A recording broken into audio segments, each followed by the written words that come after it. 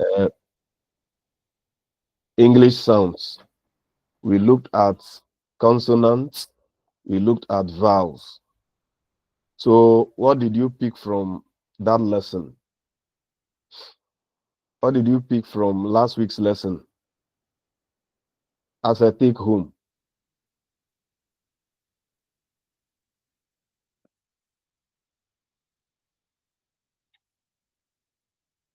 Alberta, I will see. Are you in the class?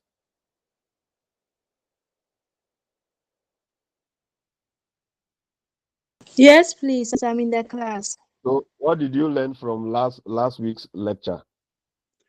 Okay, so last week's lecture, I learned that there are some letters that when we are writing them in sound, when we are transcribing them, we will not write the same letters because the letters that we see doesn't represent its sounds, but we have a sounds that we can get some letters that we write to show that sound. For instance, A, for instance, A is a sound and a vowel, but when we get words like waist, ray, aim, etc., we realize that and pay, day. So realize that when you are transcribing these words, we are not just going to look at the individual letters, but we are rather going to pay attention to the sounds that are in it. That will help us to do the transcription. The same applies to some like the consonants, like when we get and bo, as in comb, we realize that we are not going to, when we are transcribing, we are not going to write the m and the bo, the and the bo together, because comb, one of the consonants is silence. Thank you. Excellent. Yes. Any other submission? We are looking at what you picked. Judith Mensah. Good afternoon, sir. Good afternoon. Last week, I learned that we have 24 consonant sounds, and these sounds can be classified based on three parameters, and they are the place of articulation, the manner of articulation, and then whether these sounds are voiced or whether they are voiceless. All right. Thank you. Yes, I want more submissions because last week we did a lot. Adiza, Bukari.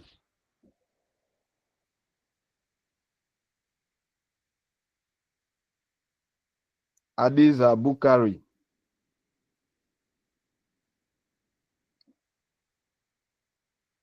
It seems Adiza is not in the class, even though I can see her in the class. In fact, physically, she is not present. She is not present. Francis Kra.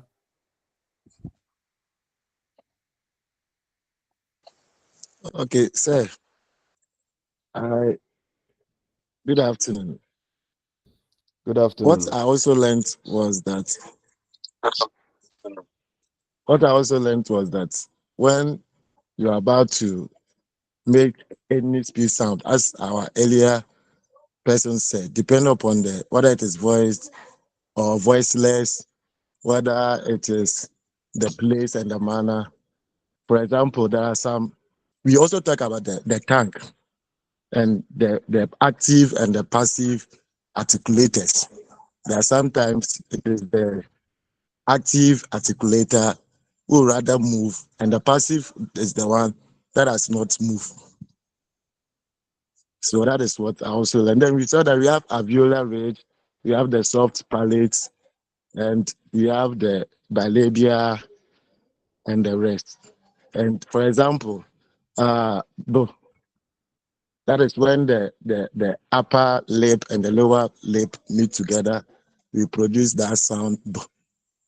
And So we also saw that. I also learned that the tongue sometimes move also slightly move to the either it touches the alveolar ridge or slightly. So there are some consonants which are like dialects and the rest. So that is what I also learned. Thank you. Great. Kennedy Da Costa.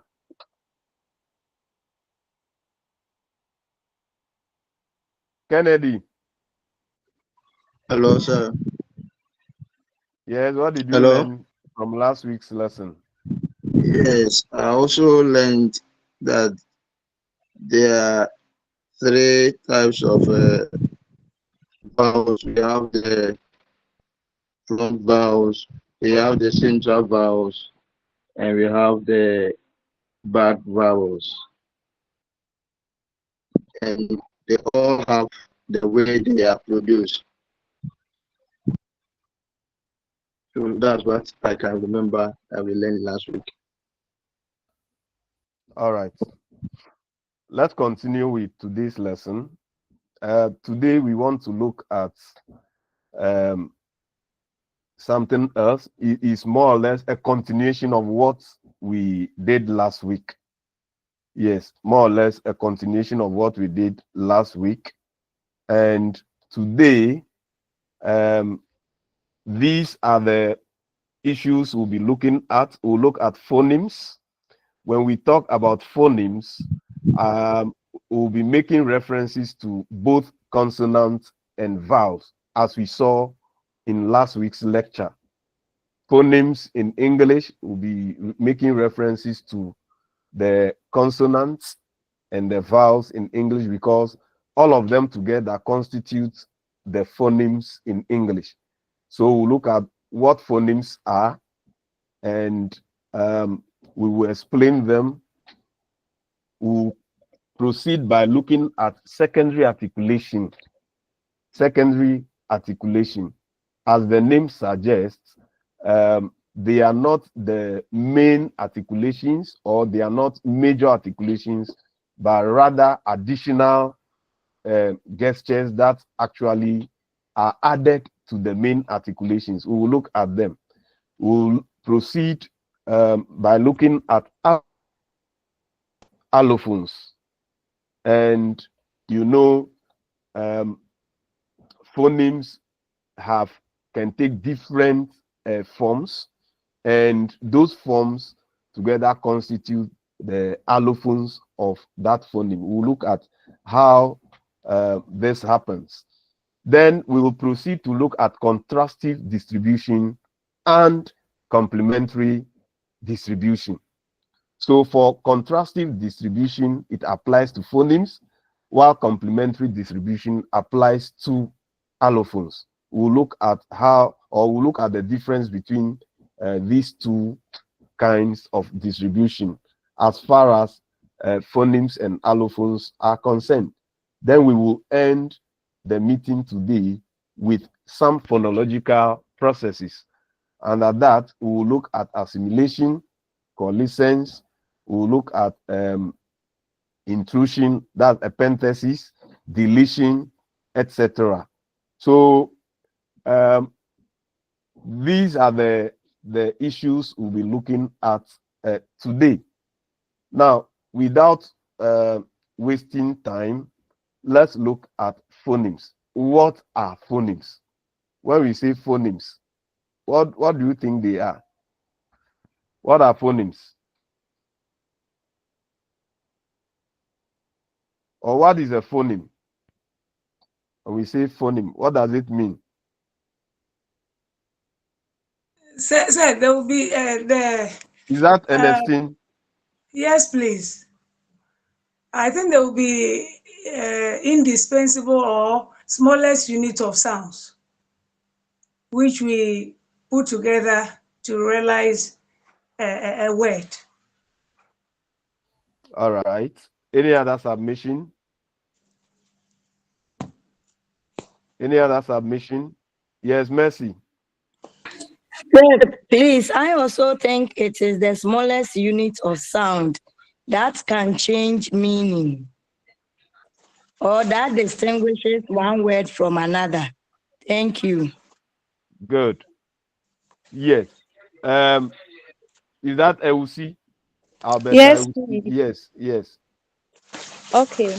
So based on what our sister just said, I want to give an instance to what she said. So we can say the sound bo and po are phonemes.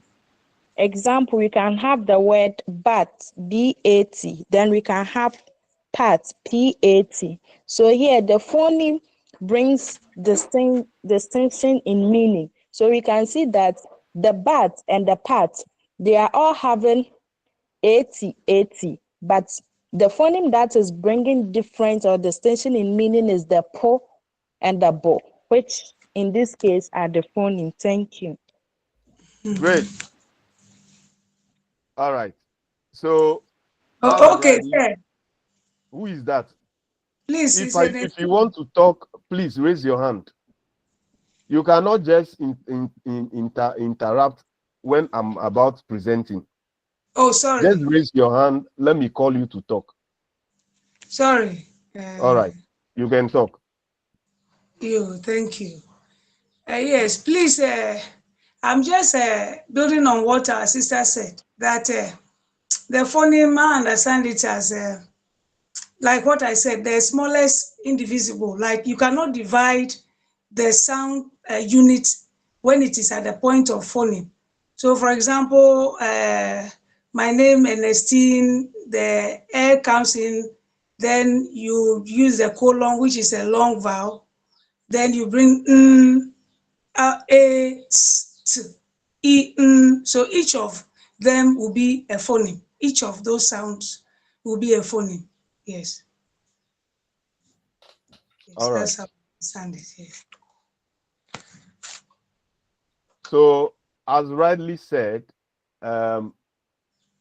phonemes actually contrast meaning in any language. So we can say that they are the smallest phonological contrastive units of any language. And when we talk about phonemes, I mentioned earlier in our earlier meetings that each language has its specific or unique sound system. So phonemes are not general to all languages, but they are rather language specific. So the phonemes in English, for instance, are different from the phonemes in Ga, Twi, Ewe, and other languages. Yes.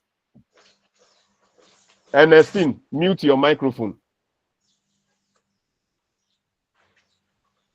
Ernestine, mute your Please, my hands microphone. like water, so I'm wiping it. Then I'll mute.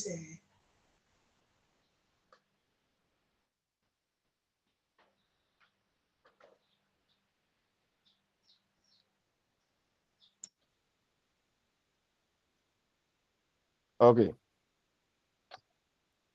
So as I was saying, every language has its own unique set of phonemes. So the phonemes of English are different from the phonemes of, let's say, French, German, Ewe, Ga, Twi, Hausa, etc.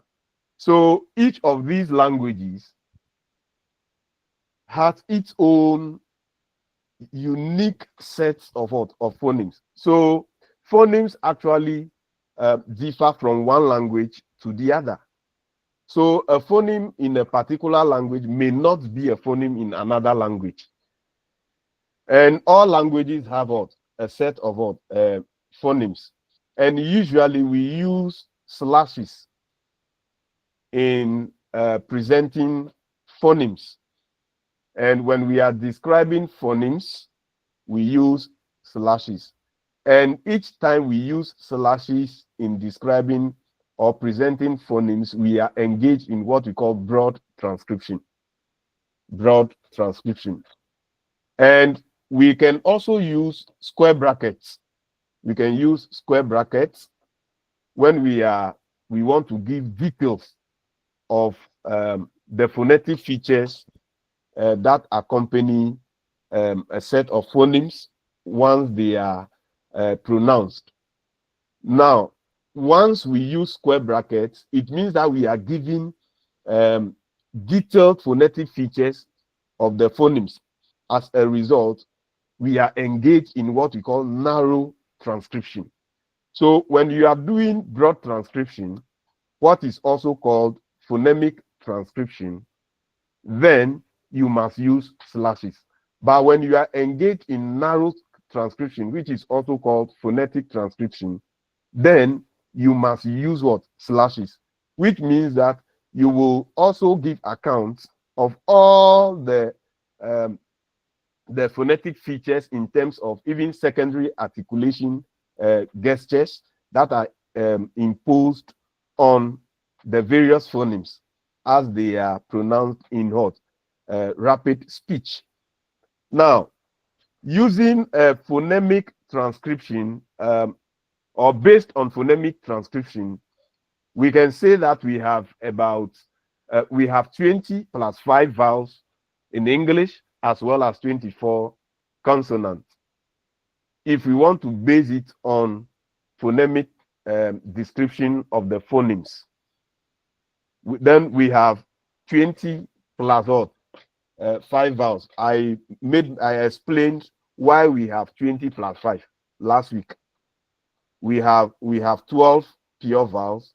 We have 8 diphthongs plus 5 controversial triphthongs. That is why in all we have 20 plus what? The controversial 5 triphthongs. Now, phonemes are established through what we call minimal pairs. Minimal pairs. One of you gave some examples to illustrate what phonemes are. And the person made mention of the words but and pat.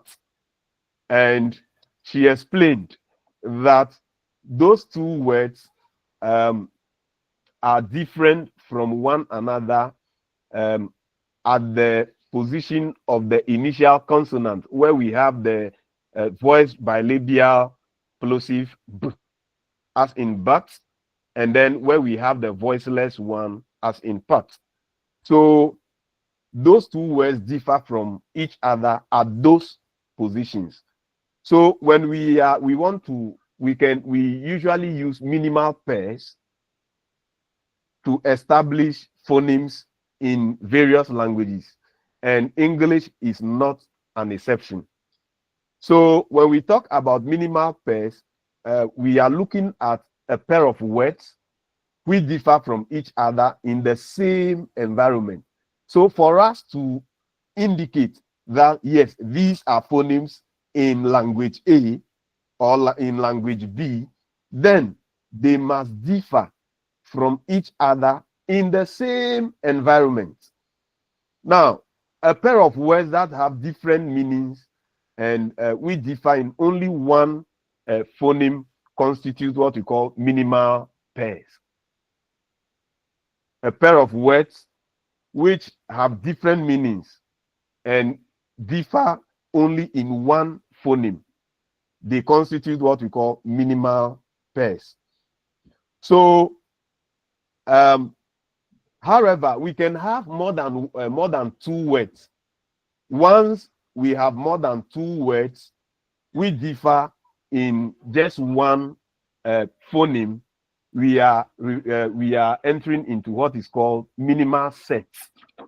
Minimal sets. So exactly 2 constitutes minimal pair, but more than 2 constitute what? Minimal sets. Take note of that. Now, to prove that 2 sounds are phonemes of a particular language, there must be a pair of words in the language which differ only in one segment or one environment and in the same position in the words. So the 2 forms must not be alternative pronunciations of the same word. They must not be in free variation. That is what I mean. They must not be in free variation, such as pronunciation of the word E-I-T-H-E-R. That word can be pronounced as either or either. So we are not referring to such situation, but we are referring to a situation where the words differ in the same phoneme or the same phonetic environment, but do not constitute alternative or pronunciation.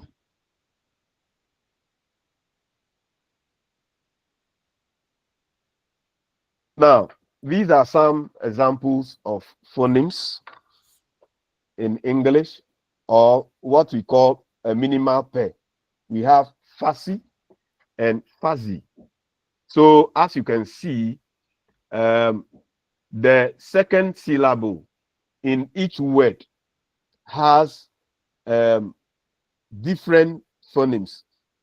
In the first word, the second syllable begins with the voiceless fricative s, while in the second word, the second syllable begins with the voiced fricative z. So they constitute, these two words constitute a minimal pair in English, fussy and fuzzy. And they are two different words with different meanings. They have phonemes which differ only in the same environment. These phonemes are and then z, the voiceless alveolar fricatives, and then the voiced alveolar fricative z. Other examples, as you can see, are presented. We have facts and facts. There, those two words constitute minimal pairs because they differ in the nucleus, that is the vowel component. One has a short vowel, the other has a long vowel. So they differ only in the segment a and a in the same environment. Other examples are presented below. We have learn and lean, set, sat, farm, fat. We have sun, moon, make, mark, so, see. These are all examples of minimal pairs in English. So it is phonemes that we use to establish minimal pairs in English. And it is through minimal pairs that phonemes are established in a particular language. These are more examples. I think I had already explained what a minimal set is. So when two segments are said to be separate phonemes, in fact, two different sounds constitute different phonemes if they contrast in identical environment. That is, whether you are using minimal sets, whether you are using minimal pairs, once the phonemes contrast in identical environments, it means that truly they are phonemes in that language. So now, I will pause for you to ask your questions if you have any before we move on with secondary articulation. Any question about phonemes? Any question about phonemes? Okay. Once there is no hand up, it means you don't have any question. Let's continue. Let's look at secondary articulation. Yes, when we talk about secondary articulation, Charlotte, what do you want to say? Hello, sir. Hello, sir. Yes. Hello. Please, I thought that the sounds must be the same, but I saw sit and sat. I don't understand that one. If you could explain that to me, I will appreciate it. You said you saw what? You saw what? set and I saw sat. a sit and sat. Yes, please. Set and sat. Yes. When we talk about phonemes, it doesn't refer to only consonants. The vowels also constitute phonemes. So Okay. set and sat, they vary in the vowel component. Yes, so those two vowels constitute phonemes in English. Oh, okay. Okay. Okay. All right, Thank you, sir.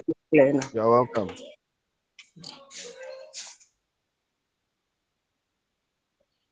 All right, let's move on with secondary articulation.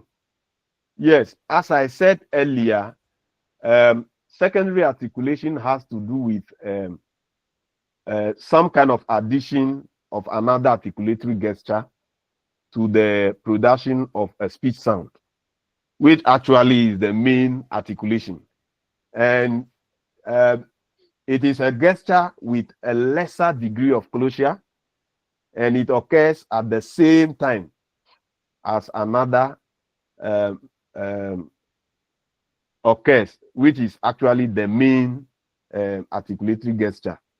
So a sound is said to have a secondary articulation gesture if in its articulation another articulation is involved in addition to its main articulation. So one of the secondary articulation gestures is described as palatalization. Palatalization is one of the secondary articulatory gestures that can be added to the pronunciation of a particular speech sound. What do we mean by palatalization? Now, a sound could be palatalized if it is followed by a high front vowel, such as E and A, or the palatal approximant sh. So when we talk about palatalization, it describes the addition of a high front tongue gesture, like that of E to another gesture. So it is symbolized with a small j, as if the sound or the phoneme raised to the power j. Yes, it is like raised to the power j, the phoneme raised to the power j. So for instance, when we take the voiceless alveolar plosive, when it is palatalized, you will see it as that is as in letter T raised to the power j, as you can see in this box here, this square bracket here. I believe you can see it clearly. Yes, please. Yes, So sir. a word, so words like T and tune, they involve, their pronunciations involved palatalization, and that palatalization is associated with the initial consonant, that is the voiceless alveolar plosive.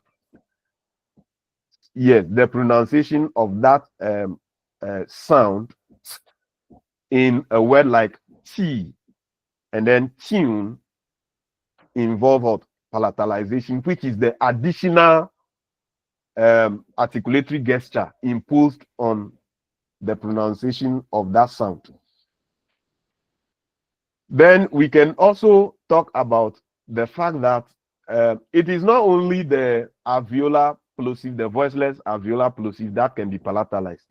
Even the voiceless velar plosive can be palatalized, as in the voiceless velar plosive can be heard palatalized, as in key. Yes. So in palatalizing the voiceless velar plosive, instead of the velar contact of the kind that actually occurs in a word like car, the place of articulation in key is changed. So it is near the palatal area. That is why we are saying that that velar plosive, voiceless velar plosive is what? Palatalized. So palatalization, which is a secondary articulatory gesture, is added to the production of that particular velar stop. So the palatalized voiceless alveolar plosive, that is T raised to the power J, is described. If you want to give correct phonetic description of that particular sound, that is T raised to the power J, we will say that it is a voiceless palatalized alveolar stop, or it is a voiceless palatalized alveolar plosive. So the place of articulation of the alveolar stop is changed to a palatal place of articulation. So all the plosives are palatalized when followed by any of the following sounds. That is E, A, or J. So the palatal approximant, the high front vowels, the two, that's vowel 1 and vowel 2, as well as the palatal approximant.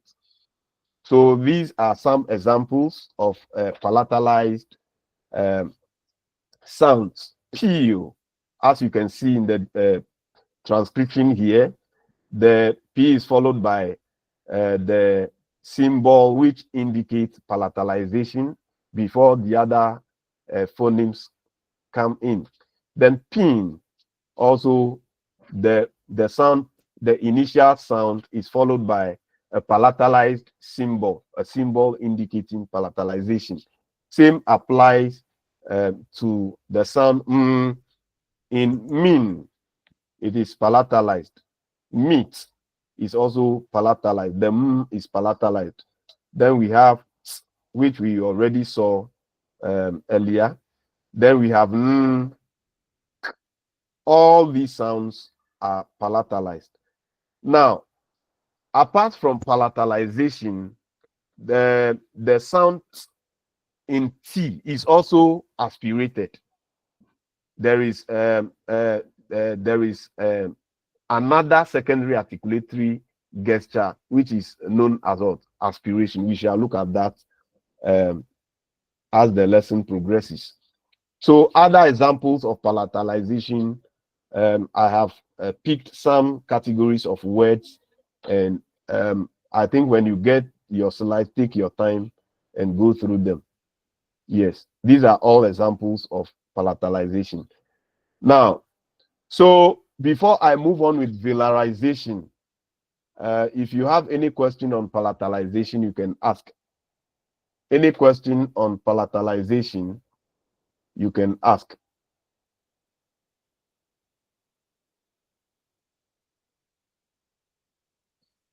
Any question on palatalization?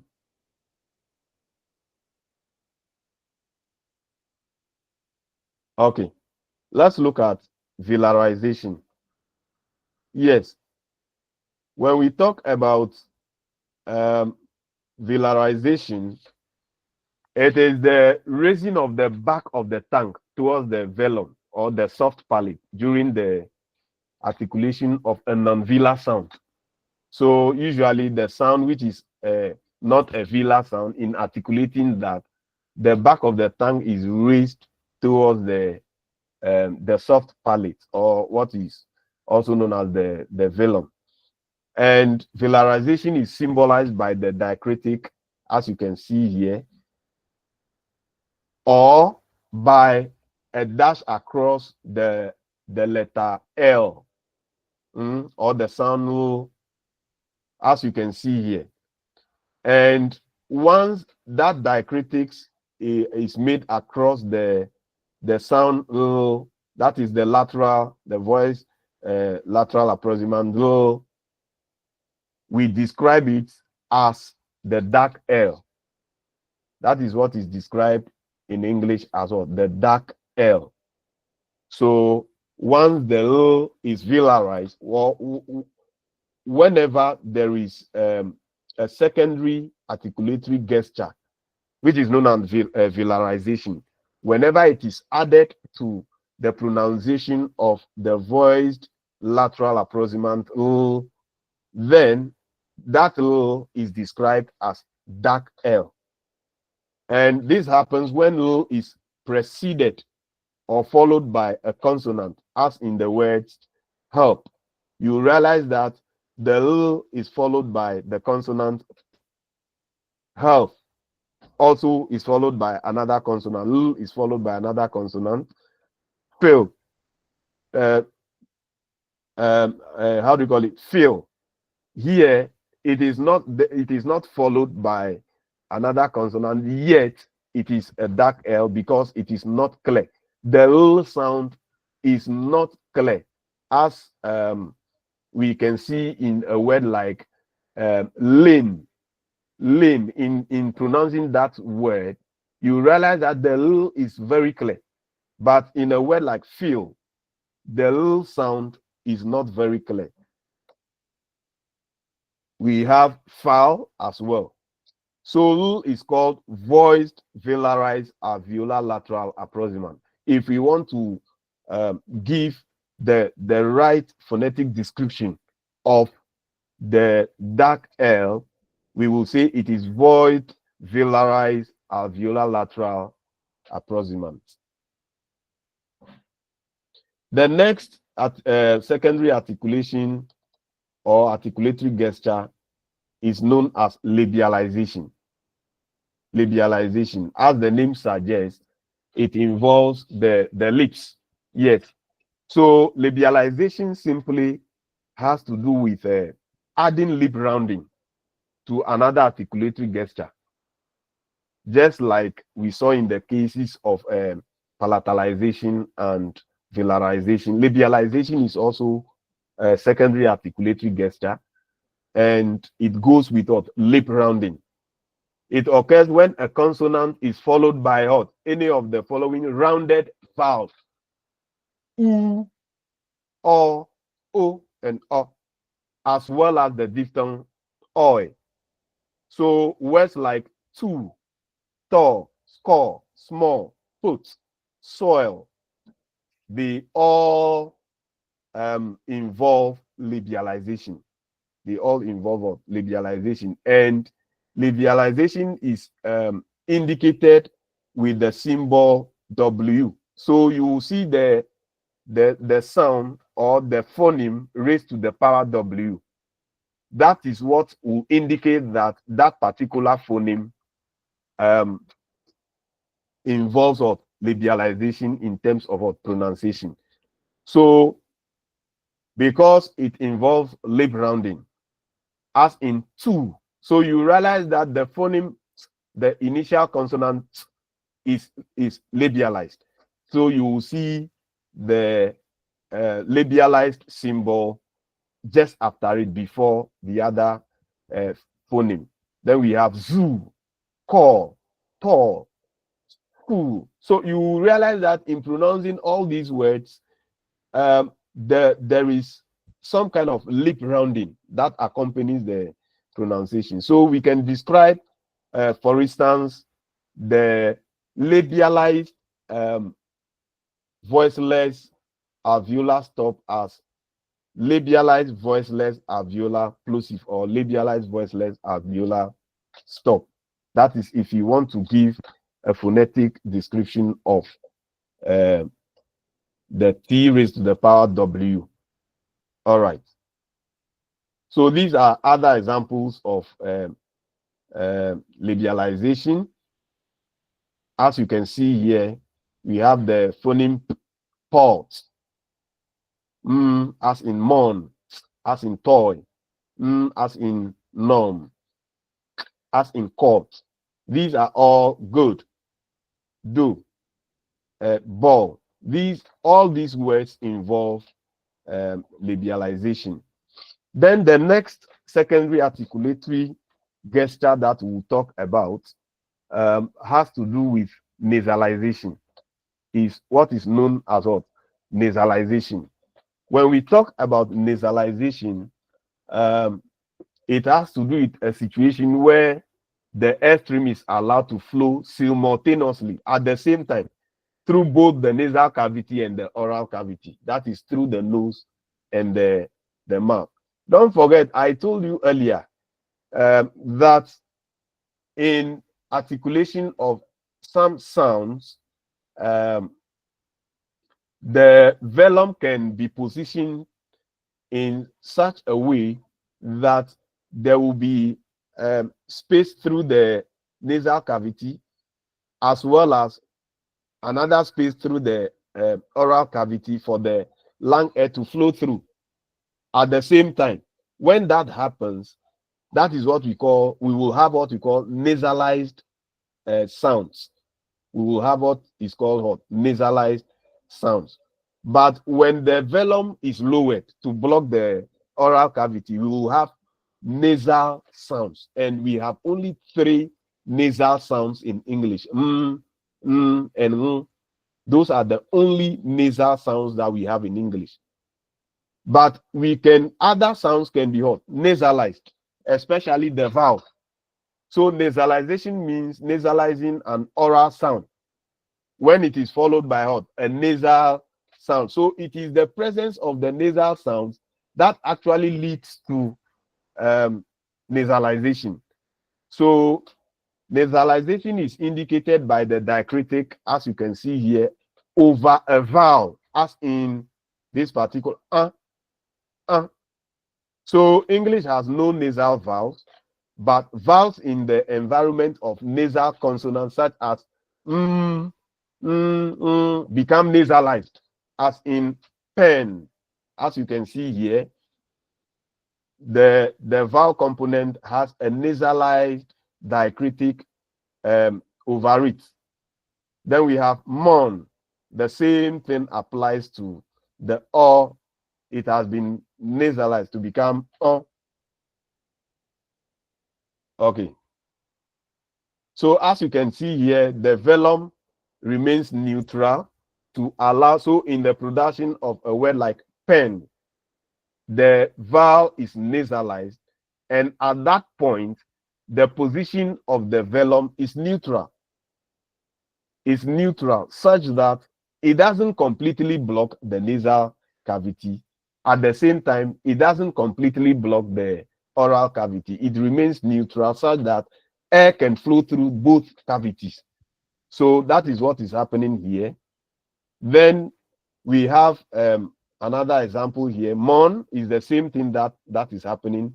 The velum remains neutral when it comes to the articulation of the vowel, which constitutes the peak or the nucleus of this particular syllable.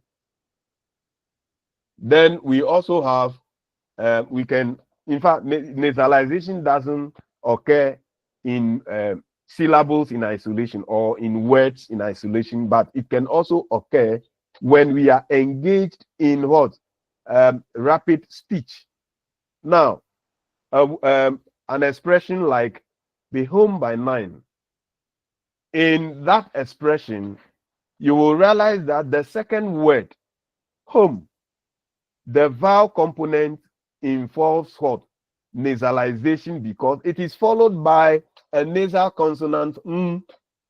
Same applies to the last word.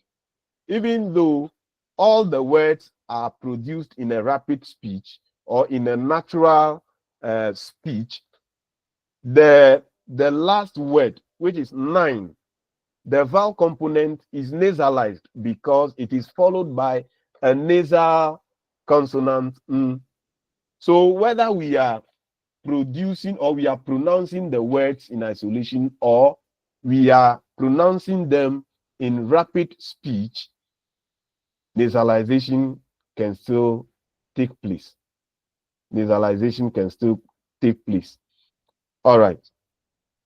The next one, I mentioned this one earlier, is aspiration. Aspiration. Yes. Aspiration is a short turbulence, or is a short turbulent sound, or a short fricative noise, which is produced after the release of a voiceless plosive. So aspiration usually occurs with what? Voiceless plosives. Take note of that.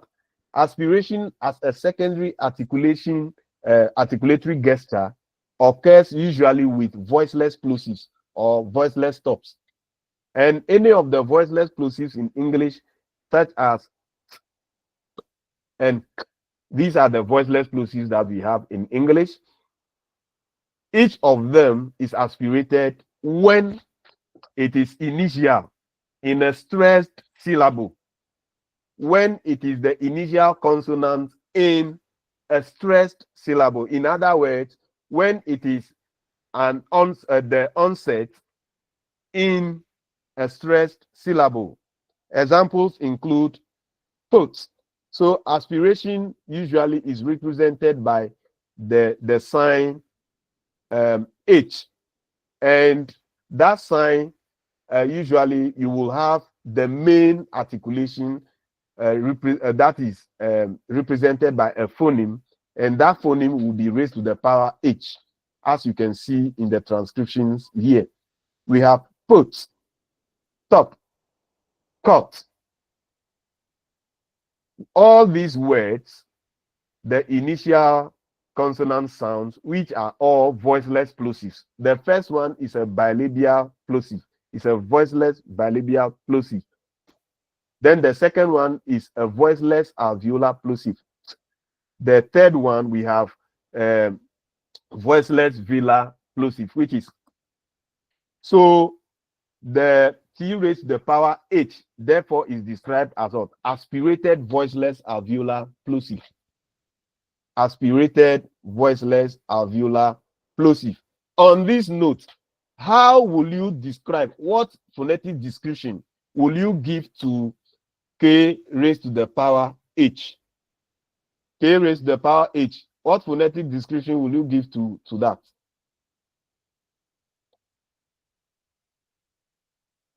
Yes, I'm waiting for your responses. Hello, sir. K raised to the power H enclosed in square brackets. Tilly. Is that Yes, sir. Tilly? Please, yes, sir. I'm trying. So Try. it will be aspirated voiceless velar plosive. Great. You are right. So that will be the phonetic description of that.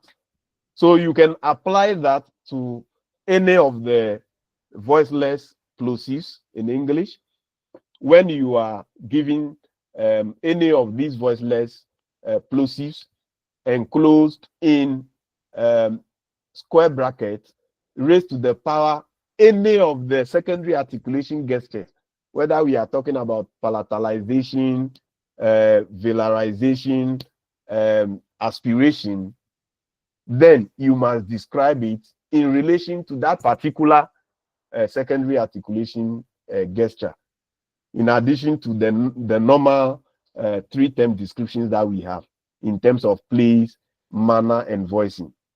All right. Let's continue. So, that is all about secondary articulation. If you have any question about secondary articulation, ask before we go on with allophones. Because the secondary articulation, your understanding of the secondary articulation will help you in understanding the allophones better. If you do not understand these secondary articulation gestures well, your understanding of allophones will be problematic. So that is why I want to pause for you to ask questions about these secondary articulation gestures that I just presented to you before we move on with allophones.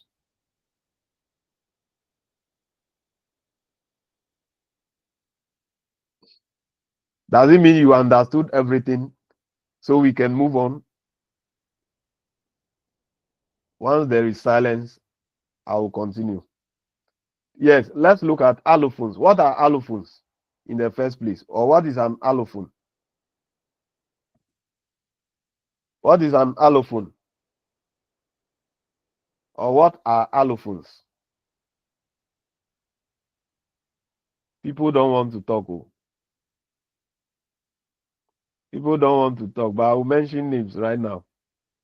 Gloria Chumesi. Are you in the class?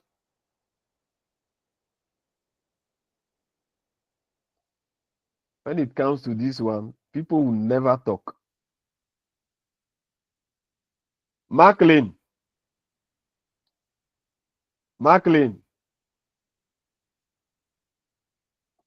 Hey, Macklin is also not in the class. Okay, so my understanding has to do with says having different ways in which say phonemes can be pronounced, pronouncing phonemes in different ways. That is my understanding of allophones. All right. Ernestine. Please, an allophone is, or allophone means multiple realization of a particular phoneme in words, depending on the environment that the phoneme has found itself. As in examples such as the phonemes, when it comes after a voiced E, like boy, when it follows the boy, or when the plural marker is added to boys, it becomes z, z. But when it comes after a voiceless like cat, then it will be s. Then in other environments too, it can become, I think, E and then Z in realization. Please, I stand to be corrected, but that is what I You are right. know. Yeah, thank you. Yes. So, in fact, the two of you are right. Macklin said various ways of pronouncing a phoneme depending on its environment. Yes. That expression, depending on its environment, actually has to do with how these secondary articulatory gestures influence the pronunciation of a particular phoneme in a word. Ernestine, please put off your microphone.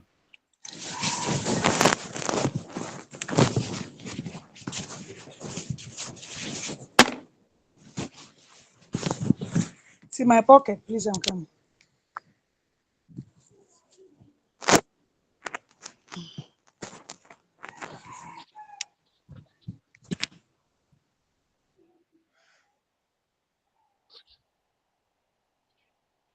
All right, thank you.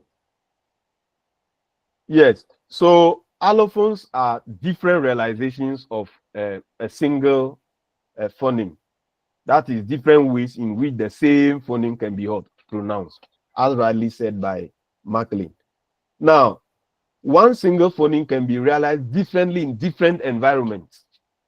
So I was trying to explain this particular statement where I said that different environment also implies that the various secondary articulatory gestures will determine the kind of allophone that arises from that environment. So allophones are non-contrastive variants of phonemes. They are non-contrastive variants of what? Phonemes. So it means that you cannot contrast how do you call it? Allophones. In other words, the way we are able to use minimal pairs, minimal set to establish phonemes, allophones are not established based on minimal pairs or minimal sets because they are variants of what? The same phoneme. So a set of sounds that make up a phoneme are known as what? Its allophones. So this is the meaning. So let's look at some examples of allophones. When you take the phoneme that is the voiceless alveolar plosive, it has so many allophones. It has so many allophones, as you can see here. The first, so it can be unreleased. If it is unreleased, this is how it is represented. We have the phoneme raised to the power, the unreleased symbol, as you can see there. as if it is how do you call it? Figure 7 turned the other way around. So that is how it is. That's the unreleased symbol. So in words like pet, Bitcoin, head, heartburn, you realize that the sound is not fully released. The plosive is not fully released. Then it can also be aspirated. When it is initial in straight syllable, as in tap and tick, then it can be unaspirated. If it is unaspirated, it remains neutral. That one, it is not accompanied by any secondary articulatory gesture. It remains neutral, as in stain, stop, stay, chill. Then it can be a flap or a tap, as you can see in the words like little, butter, water, cattle. Then it can be palatalized. It can be palatalized in words like tea, teach, team, take. Then it can be labialized. It can also be labialized in words like too, tall, top, etc. Then it can be glottalized. It can manifest in a form of the glottal stop in words like, especially in rapid speech, in words like cat, mat, hit, flight, sight. Then it can also be dentalized. It can also be what? Dentalized. What is known as dentalization.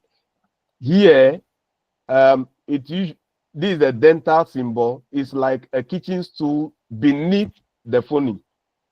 This sign beneath the phoneme here, where the cursor is right now.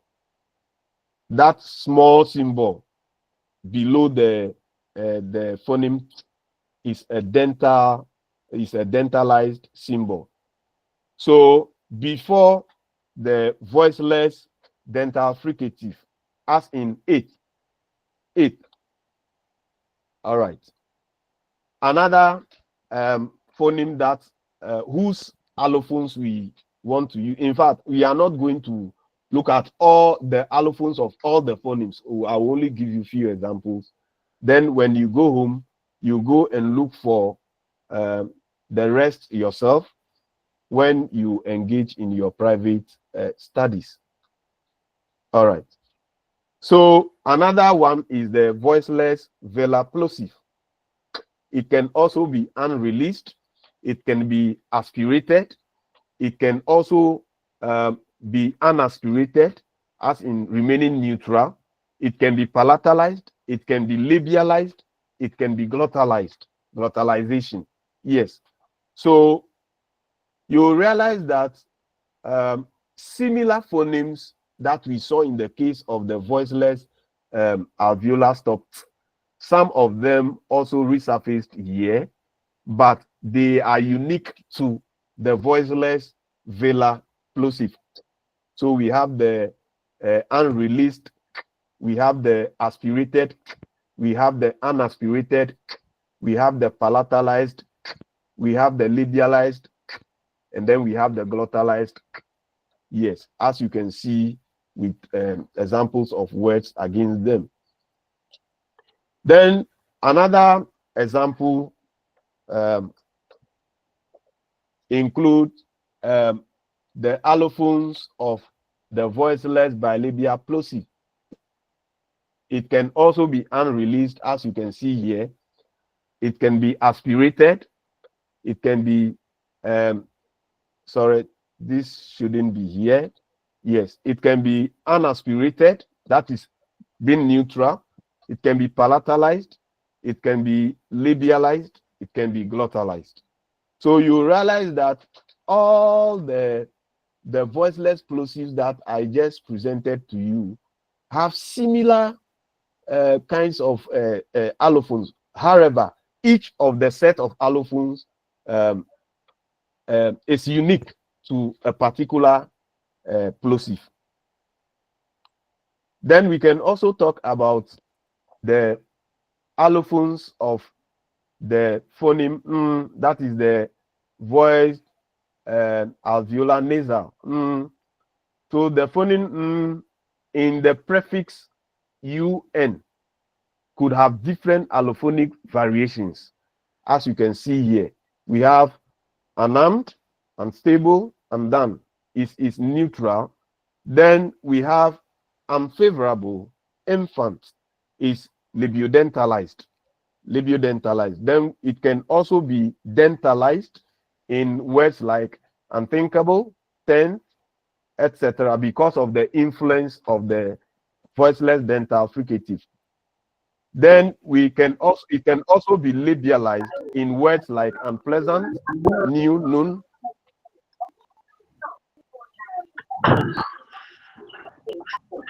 Aisha too. Aisha too.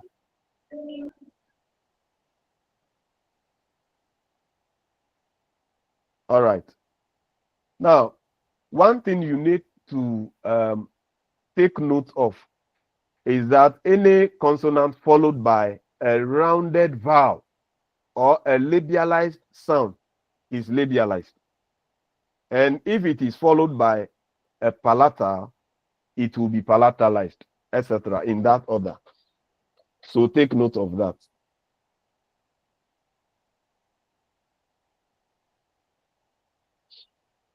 So we have can be labiodentalized as in infants because of the influence of the phoneme.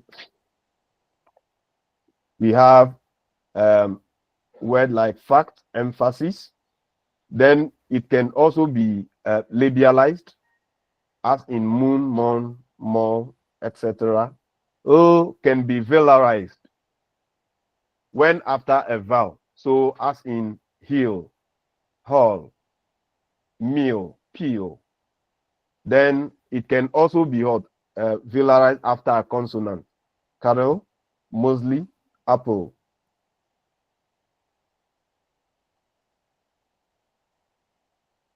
So look at this diagram critically. Then study this diagram critically and tell me the patterns you have discovered in with regard to the allophones of the voiced lateral approximant. I believe you can see the diagram clearly on your screens.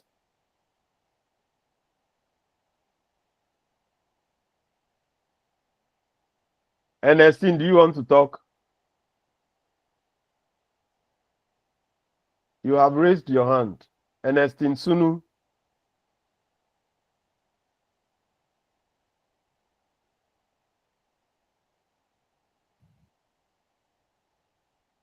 I want you to study this particular slide carefully and tell me the patterns you have identified with regard to allophones of that is the void lateral approximant,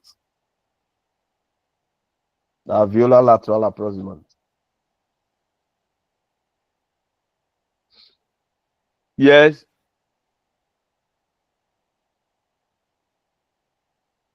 Who wants to talk? Nobody wants to talk, eh? Nobody wants to talk.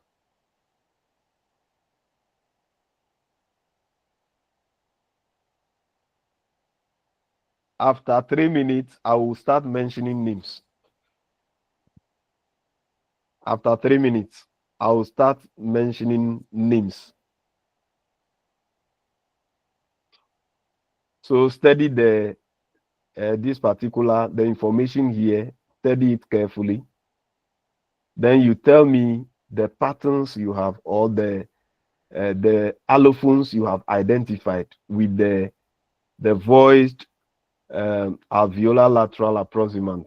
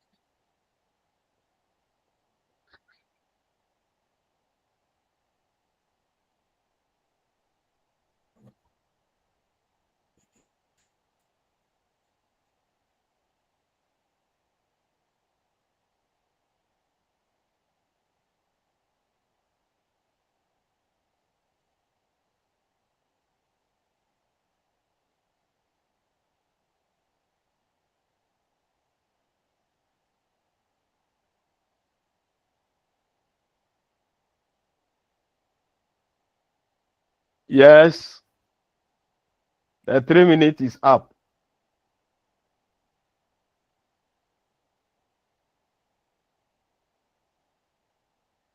Who is ready to talk? If you are not ready to talk, you know me, I will mention your names to talk. Belinda Oduro. Belinda Oduro.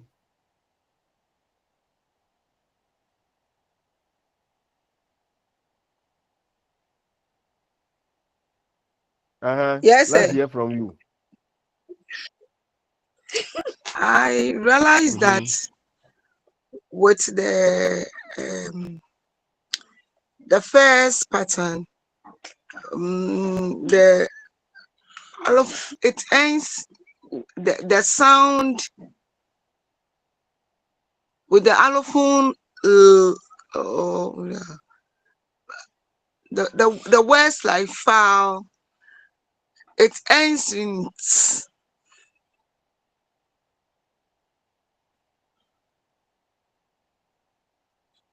And when you take the second pattern, like sight, the word sight, I don't know how to pronounce the H and the T in it, but I know it is sight.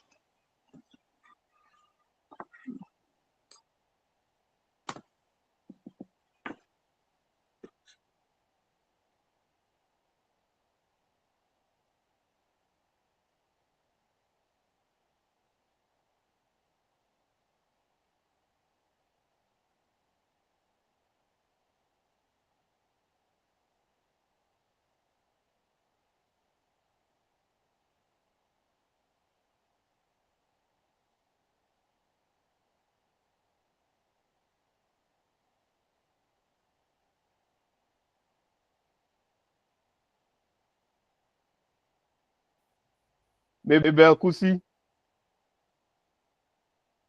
You have raised your hand. Sir, You want to talk? Okay. thank So you can talk. And please, I'm trying. I see I see a lateral approximate L at the end of the words at I feel or I hear when I pronounce the words, I feel or I hear the approximate or the lateral L at the end of each word. That's my observation. Thank you.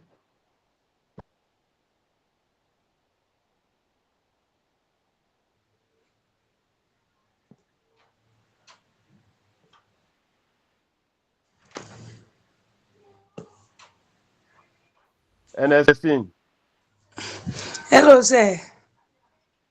Please, I've also noticed that in the first set of words, the lateral seems strong. It has not been, that is, they've all also appeared before the lateral. The vowels have appeared before the lateral O. But then the second set, the lateral, the dark, no, this one is a nasalized lateral coming before the vowels. So when they appear after vowels, they tend to be non-nasalized. But before, no, please, I'm contradicting myself. The first set, the vowels have come before the lateral, the O. So there's no nasalization. But the second set, the O seems to appear before vowels, and all these vowels too, slide, flight, I, O, E, then another E. Okay, so when they appear before vowels, I think there's nasalization there. I don't know. Is it aspirated? That's nasalization. Yes. But again, I stand. There is no nasalization there. Then what? Please, that's fine. Silly. That's fine. Mm-hmm. On top of the double U there. What sign is that?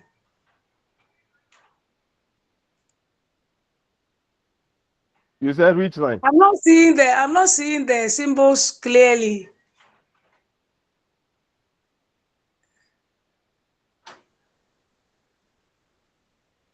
Okay. All that I've realized is that the U's are doubled in the ones that appear before vowels. But the other one, the U's, the lateral is just written once. Ernestine, Yes, sir. you have done your best. Tilly, Hmm. Thank Tilimat. you. Who is Tilimat? Yes, sir. Sir, please, I'm here. Yes, your hand is up. That's why I'm Yes, calling you. sir. Yes, sir. Please, I also want to try. Try. And please, the first words, the first set of words, I'm actually using the diagram there to help us explain. Okay. So we can see that the first set of words, the lateral sound, it comes at the end of the words when you pronounce them.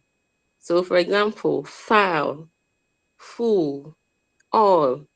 The O sounds comes at the end of the words, or you feel them coming at the end of the words. Then the second set of words with the double L, as our sister Ernestine was saying, when the lateral sound comes when the preceding consonant is voiceless. So you can see that the first word we have there, the preceding sound to the lateral O is voiceless. So we have slight, flight. So it's voiceless, is voiceless, p, voiceless, k, voiceless, d. It's also voiceless. And then the third set of words, the O sound also comes when the next sound is a theta, when you have the theta sound. So, for example, we have wealth, wealth, health, filthy. Okay. And then the last set of words, that is the elsewhere. I think the L sounds or the lateral sound can find itself anywhere at all within the word. So that is my own understanding of the diagram in connection to the set of words up there. Thank you. Yes. Thank you very much, Tilimat. Yes, you in fact you have reduced how do you call it? You have done the greater part of what I'm supposed to do now. Yes, as she rightly said, you will realize that Hey, please, my hand is up. My hand apart is up. from not using Ernestine, don't be Yes, sir. interjecting like that. Oh, I raised my hand before. What do you want to say? Oh, I've just realized that I didn't see the two set, the last two. And from what you taught us, I've realized the third set uh, has dark lateral, which you explained earlier, while the fourth set, the laterals are stressed in them. So that's what I have also observed, and I wanted to add it to the earlier explanation. Thank you. Okay. What I want to say is that apart from Tilly not using the technical expressions to do her explanation, she actually touched on most of the things I would have said. Yes, when you look at the first set where we have file, full, all, ball, fell, and feel, you will realize that the L, that is the voiced alveolar lateral approximant, finds itself at the end of the words as a result, and you also realize that it comes after a vowel. As a result, it is velarized. It is velarized. So you see it as a dark L. So you see the diacritics across it. It is velarized. Now, when you look at the second set of words, you realize that, as she rightly said, each of the sounds that precede the lateral approximant is voiceless. So as a result, it is influencing the voiced nature of the lateral approximant to become voiceless. So you will see it as a devoiced, and that is the technical term, devoiced. The L is devoiced. That is the zero that you can see beneath the first L in the diagram here, where the cursor is. I believe you can see where the cursor is. There Yes, is some please. kind of small zero under the first L sound. That is the sign or the symbol used for devoicing, because the alveolar lateral approximant itself naturally is voiced. So once it is preceded by a voiceless consonant, that voiced nature or that voiced feature is taken off. So is devoiced. That is why you see that zero beneath it.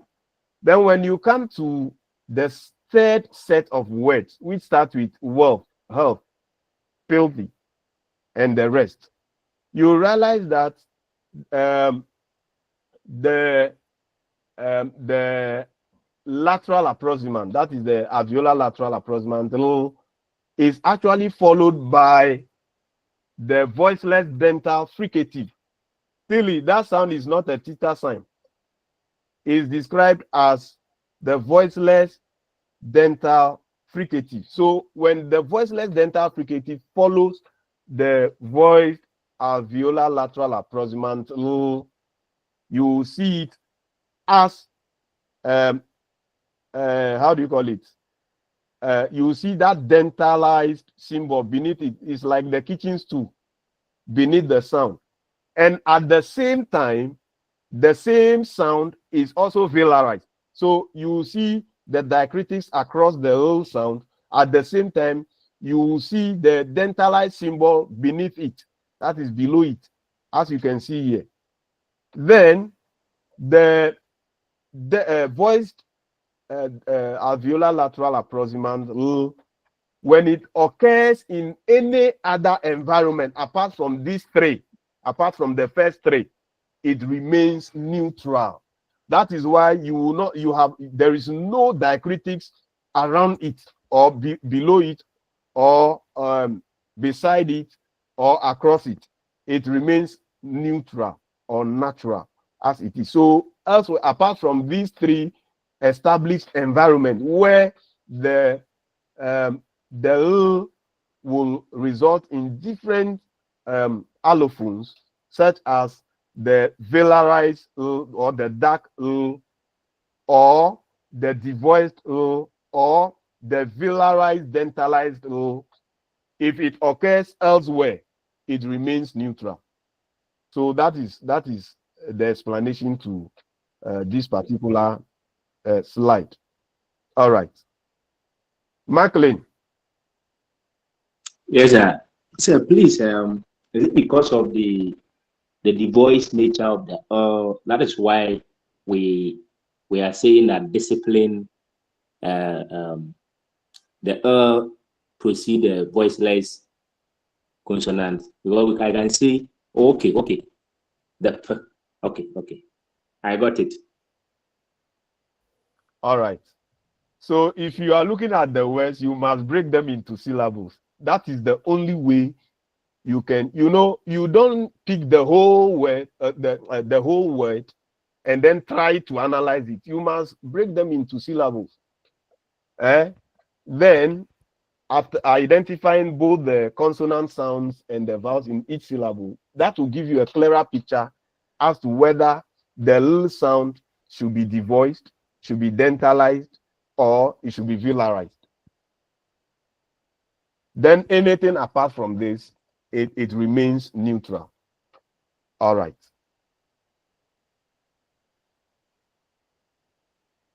Any other question apart from what Macklin asked? Okay. Now, that was about the consonant. Yes, the allophonic variants of some consonants. We have not covered all the consonants, but I also want to give you few examples about vowels, allophonic variants of some vowels in English. Again, I cannot give you all the allophonic variants of all the vowels in English. When after the class, go and do your further research and look for more allophones of the various vowels in English. Yes, when you take vowel number 2, A, for instance, its variants include the neutral A. Then we can also talk about the devoiced A. Now, I want to pause here and make a statement. All vowels in English are voiced. All vowels in English, naturally, they are voiced. And all nasals in English are also voiced. Take note of that.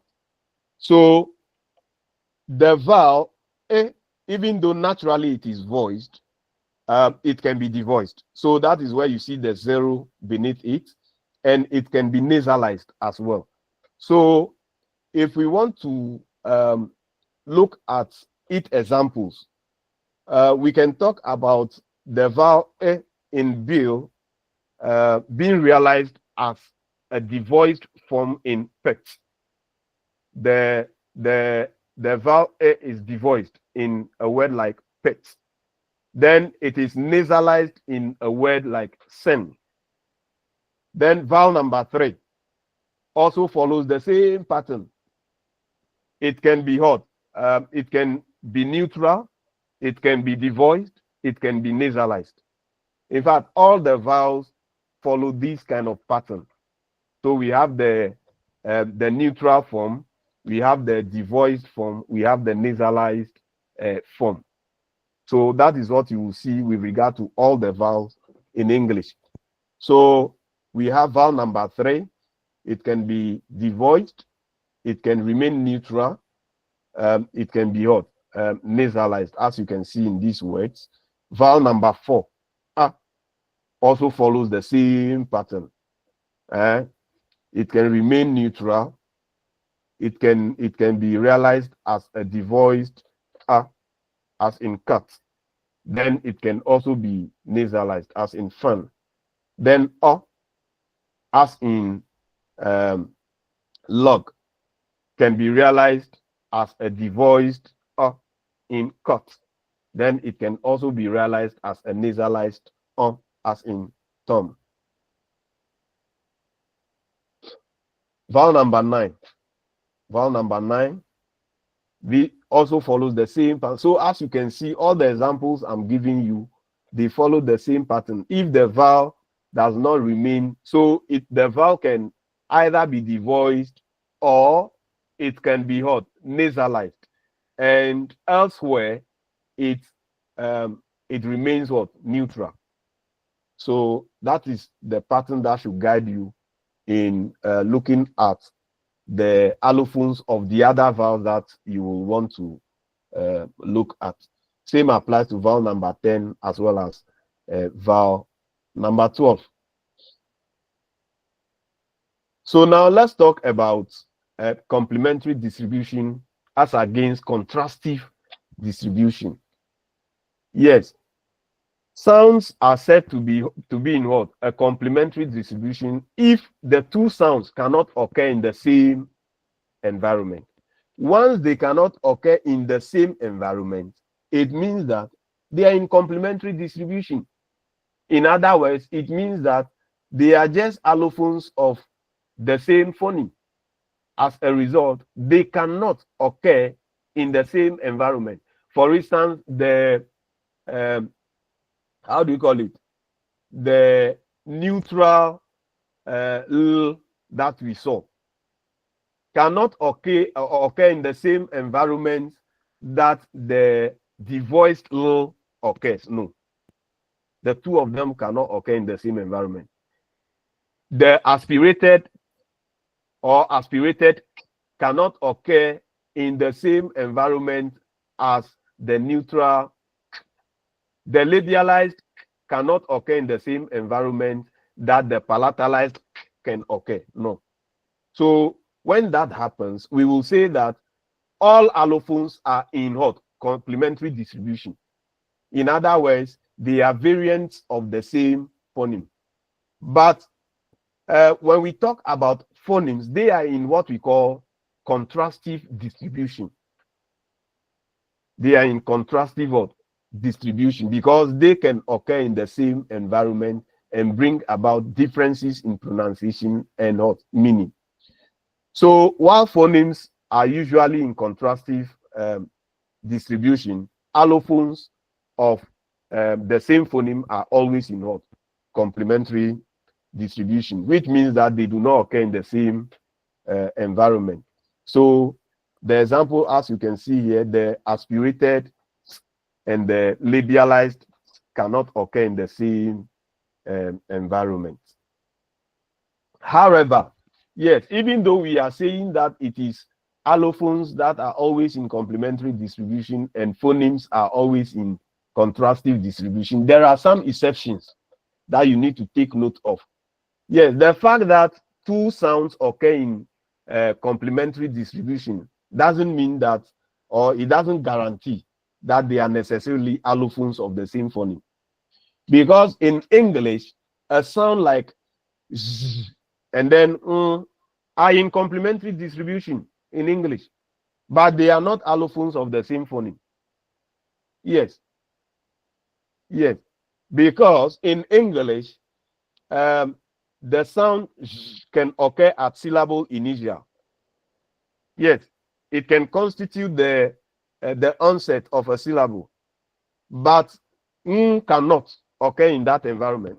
Can only occur at the coda. That's syllable final.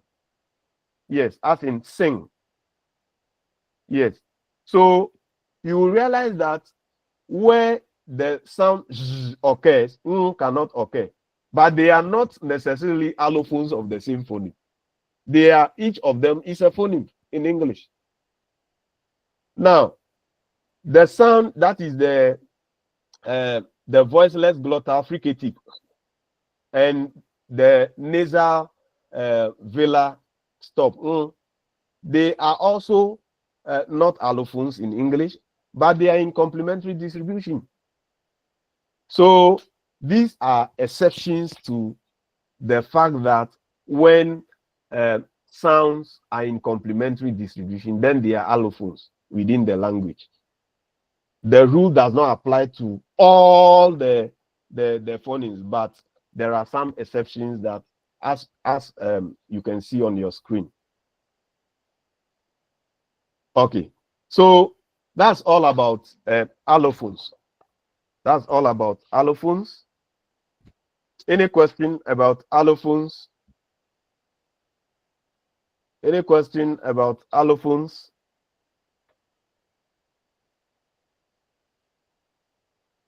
No question, right? All right. Let's continue. Let's look at some phonological processes. Yes, you see, when we talk about phonological processes, that brings us to the idea of rapid speech. Yes, because all the phonological processes that we'll be looking at in subsequent presentations, they are all or they all take place as a result of the various allophones, the different pronunciation of the various phonemes in different environments. They actually lead to these phonological processes that we'll be looking at now. Yes, when we talk about phonological processes, they are the processes in terms of pronunciation that actually take place, especially when we engage in what? Rapid speech, or what we call connected speech. Yes, the term connected speech can be defined as an ordinary spontaneous speech. So the natural speech that we engage in. as opposed to the pronunciation of individual words or phrases in isolation. So you realize that when we are pronouncing words in isolation, or when we are pronouncing phrases in isolation, we take time to pronounce each of the words carefully so that each of the features of the various phonemes could be heard well. But when we are engaged in connected speech, there are certain things that happen. Many consonants come together in sequence, which create difficulties in what? Pronunciation of some of the sounds in sequence. So, for instance, the pronunciation of the phrase, most people, under normal speech rate, it is difficult to say the or to pronounce the t in the word most. That is the t at the end of the word most. So this is because the sound is found between two consonants. So we have s, and then in between the two sounds, that is where we can find the sound. Now, the sound is the initial sound of the next word. That's the second word. That's people. So if I say it finds itself in between two consonants, that is what I mean. Now, when we say the sound finds itself between two consonants, it does not in a connected speech, it does not necessarily mean that the three consonants must be in the same word. No. It also includes the consonants that are found at word boundaries. All right. So in speech, the organs overlap and interact with each other, and that results in a strong influence on the other organs which are close to them. So it leads to phonological processes such as assimilation, deletion, insertion, coalition, etc. We shall look at all these phonological processes as a result of the way the organs overlap and interact with each other in connected speech. The first one we want to look at is assimilation. What is assimilation? What is assimilation? How do you understand the word assimilate or assimilation?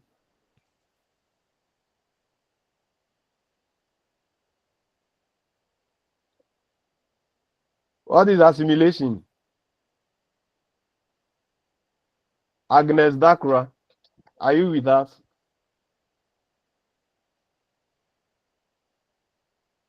Agnes Dakra.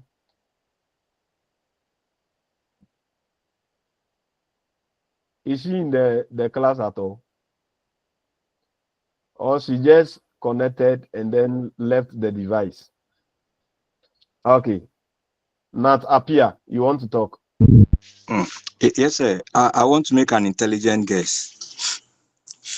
So assimilation has to do with the situation where one sound is embodied in another sound, such that that sound that is embodied in that other sound cannot be heard.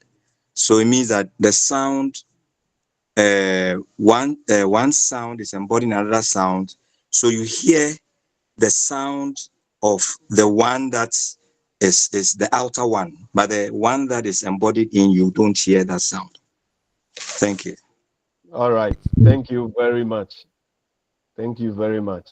Yes, you have explained it in the simplest term. Yes, that is assimilation.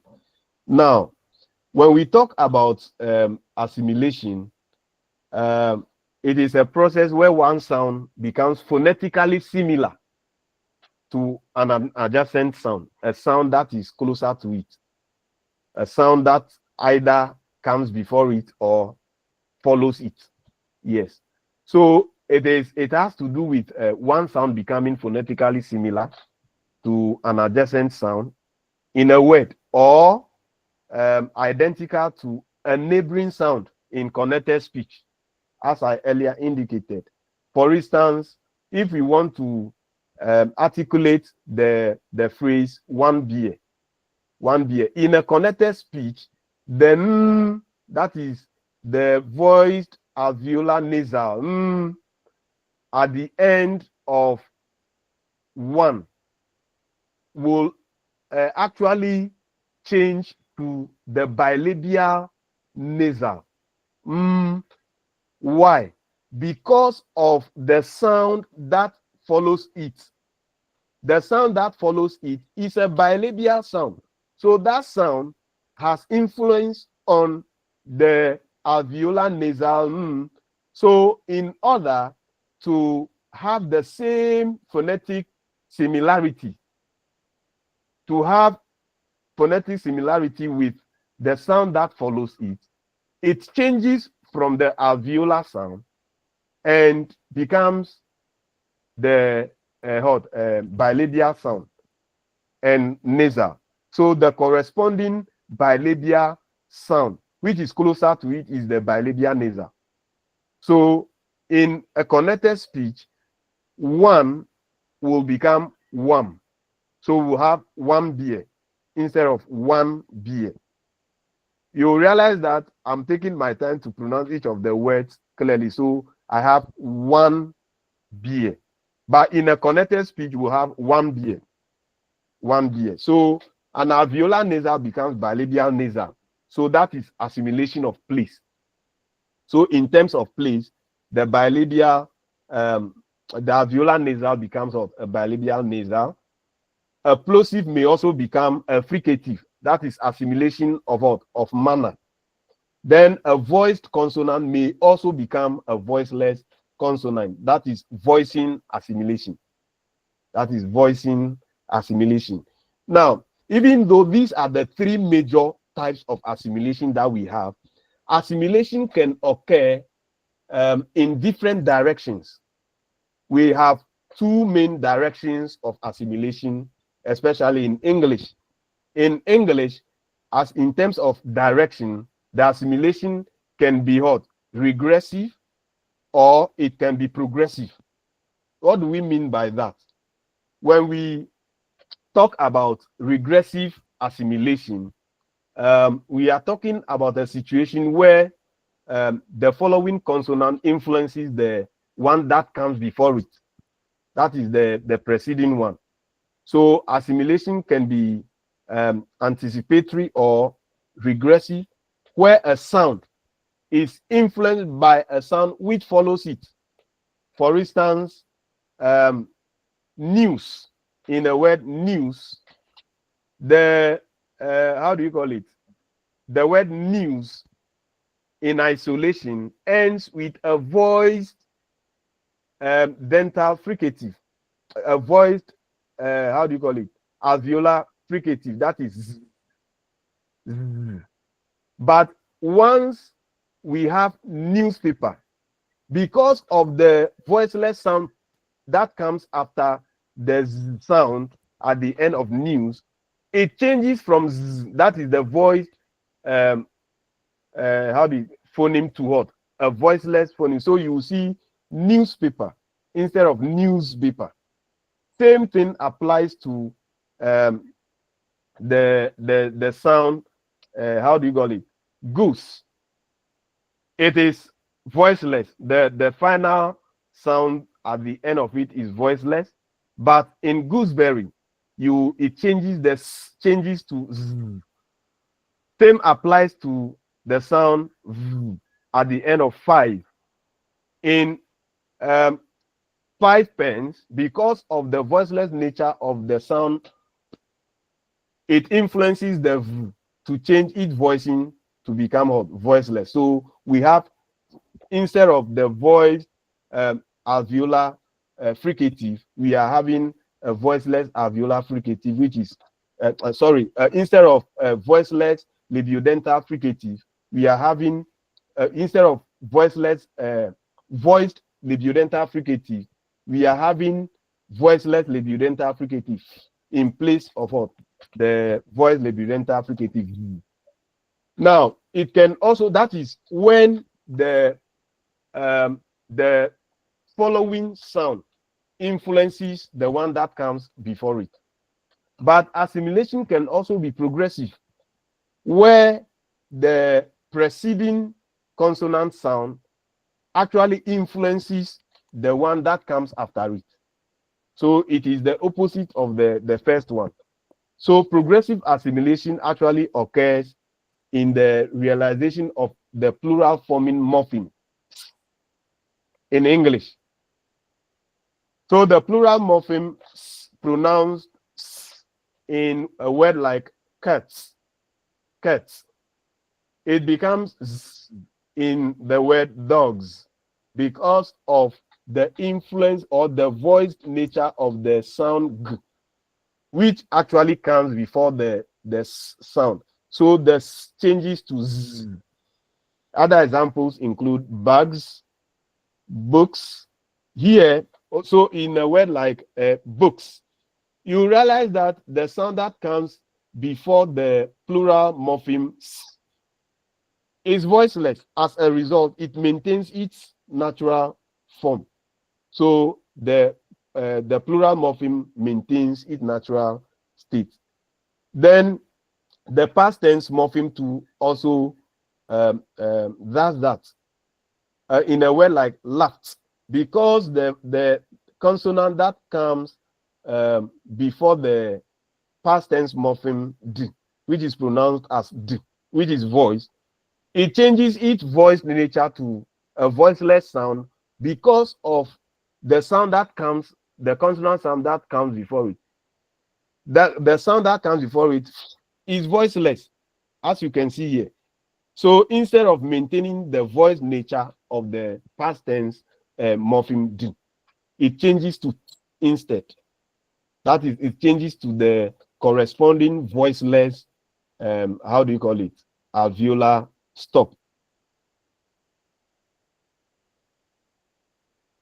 Now, that brings us to the idea of types of assimilation, as I earlier indicated. I mentioned them, that a sound can change its place of articulation. It can also change its manner of articulation. It can also change its voicing or its phonation. That brings us to the three types of assimilation that we have. We have three types, as I earlier mentioned. We have the voicing, what is known as voicing assimilation. And this one has to do with a situation where a voiced sound becomes voiceless as a result of an adjacent voiceless segment or a voiceless segment that comes before it. Yes.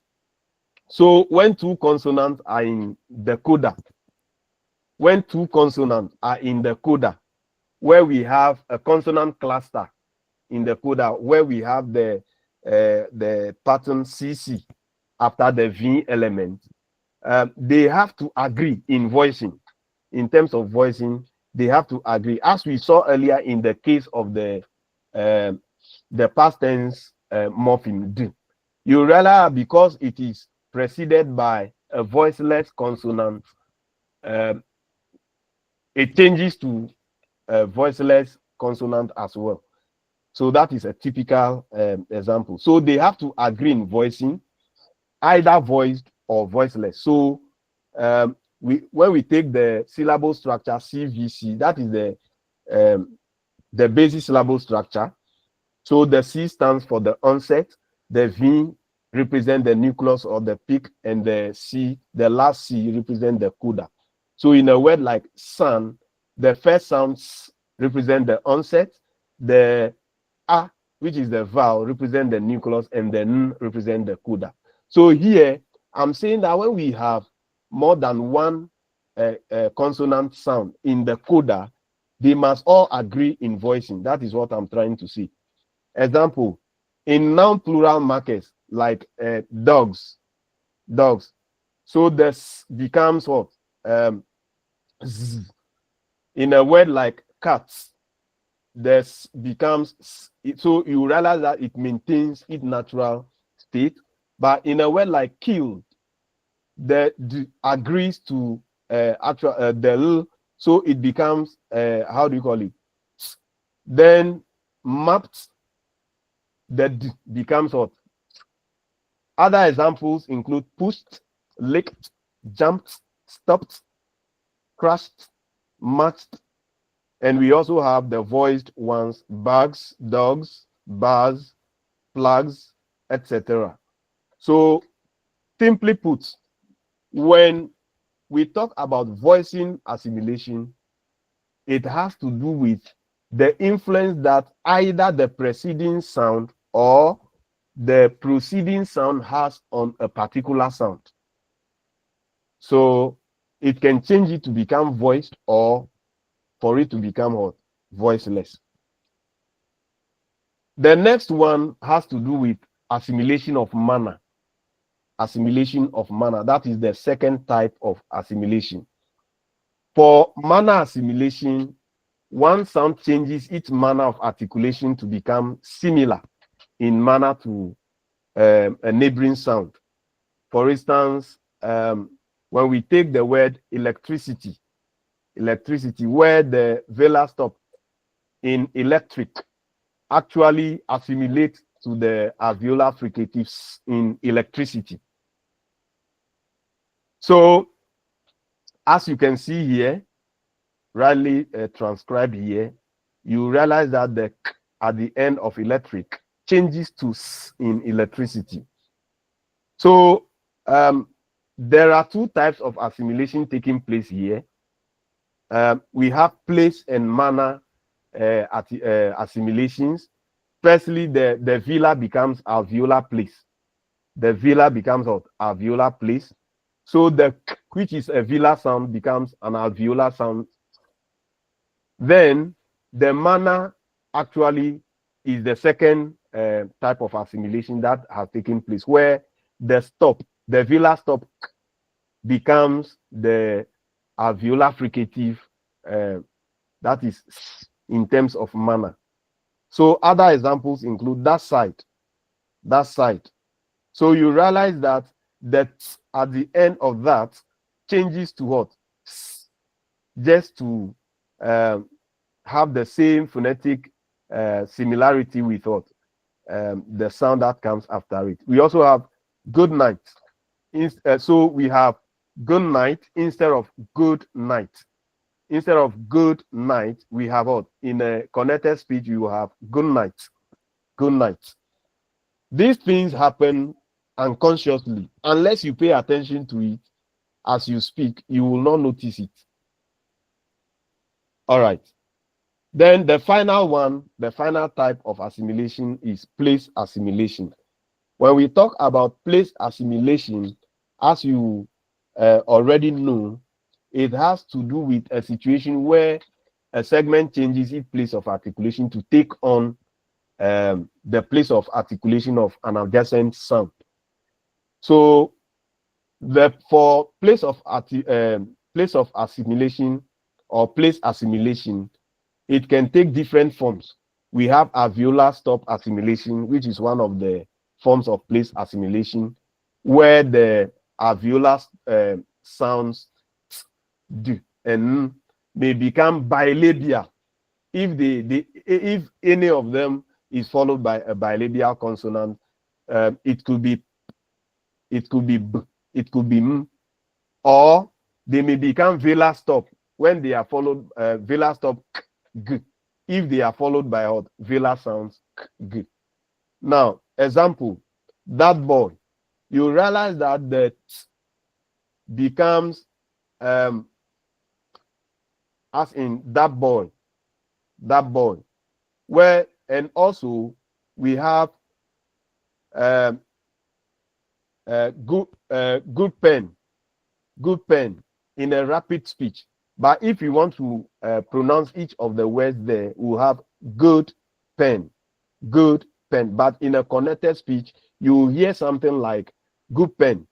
So you realize that the alveolar sound d changes to the bilabial sound b. Then we also have 10 players. Here, the alveolar nasal m at the end of 10 actually changes to the bilabial nasal m in a rapid speech. So you hear 10 players. Okay. So these are other examples. The alveolar consonant do and become bilabial. I think I have already explained these things. So the next form is assimilation of alveolar fricative. The first one I talked about has to do with what? The alveolar stops. But the alveolar fricatives can also experience place assimilation. So in a sequence of two words where the first ends with s or z, these are all alveolar fricatives. The first one is a voiceless alveolar fricative, and the second one is a voiced alveolar fricative.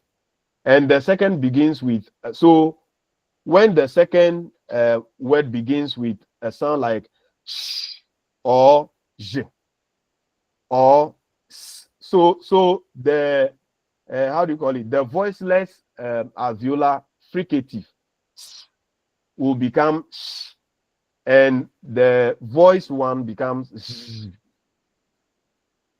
That is what will happen. So when d and n are followed by a velar sound k, g, or n, they may be realized as k. For instance, the phrase "that girl" will be realized as "that girl." So you realize that the t becomes k. That is the t at the end of the that becomes what? So t assimilates to the velar stop k as a result of what? The influence of the voice velar stop g, which begins the word girl. So it is a place of assimilation because it is only the place of articulation that is influenced. So that maintains its manner and voicing as well. So when we have before the sounds k and g, for instance, that cat, or that goat, similar things will occur. The d becomes g before k and g. For instance, good cook. So we have, instead of good cook, we will have go cook. We have go game, etc. in a rapid speech or in connected speech. And becomes before k and then g. For instance, 10 cups. 10 cups. So instead of 10 cups, we will have, in a connected speech, we'll have 10 cups. So the n becomes tengies. Tengies. So also the sound s becomes sh before sh, sh, j, and then j. For instance, the shoe. The shoe. So you realize that the s changes to sh. Then we also have cross chapel. Cross chapel. So the s changes to sh before ch as well. This year we have the changing to sh before j. So it is the similar pattern that is occurring here as well. But irrespective of the form, one thing you need to take note or consider is that when the alveolar consonant d and then are adjacent in clusters or sequences susceptible to assimilation, they all undergo assimilation. So these particular phonemes d, usually, as soon as they occur in hot clusters or sequences which are susceptible to assimilation, each of them will experience assimilation. For instance, don't,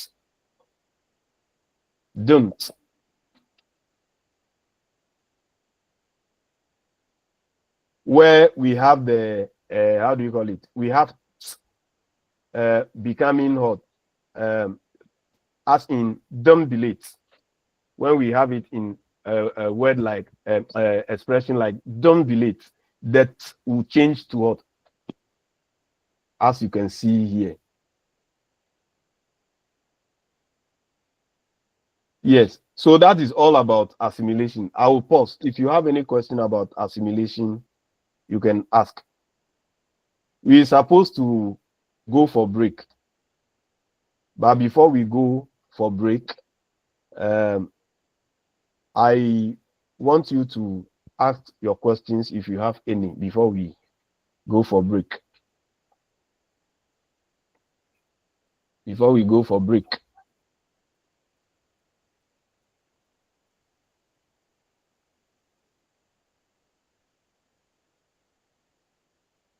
No question? All right. Yes, let's go for our break. Sunu Ernestine. Hello, sir. Thank you very much. Please, when we were analyzing the lateral, we came across one of the processes that involve the voicing. So I would like to find out from you whether it's also an example of assimilation, because you touch on voicing. So what about if the phoneme is affected by another phoneme or has an influence on another phoneme and thereby the voicing it? Is that one also For assimilation? instance, when we know that it is vowel usually that undergo devoicing. Once the Yes. vowel is devoiced, it is an instance of assimilation and the voicing assimilation. Okay. Okay. Thank you. You're welcome. Any other question? All right. Let's go for a break. In fact, let me see. It's almost 2 o'clock. We were supposed to stop at 1:50, but okay, let me give you 20-minute break. So by 2:20, we'll come back and continue. Yes, it's almost 2 o'clock. So I'll give you 20 minutes break so that you can go and take your lunch. Then we can reconvene for the class to continue. So until then, see you later. Okay. Thank you.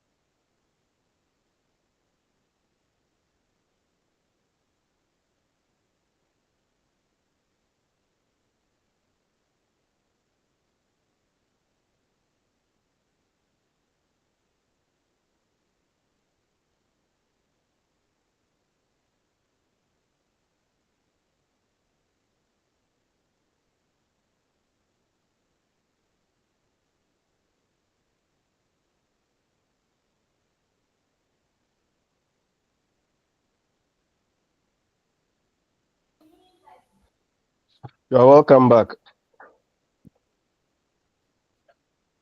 Can we continue?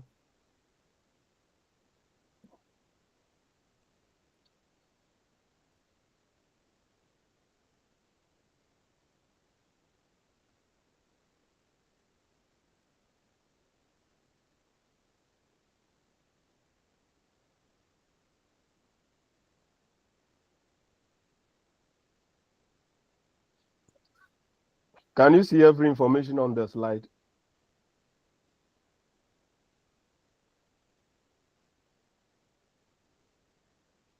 Hello.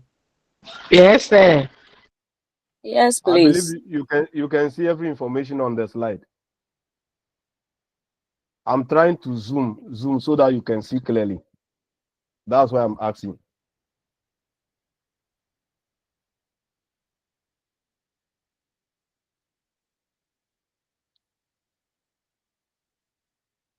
All right.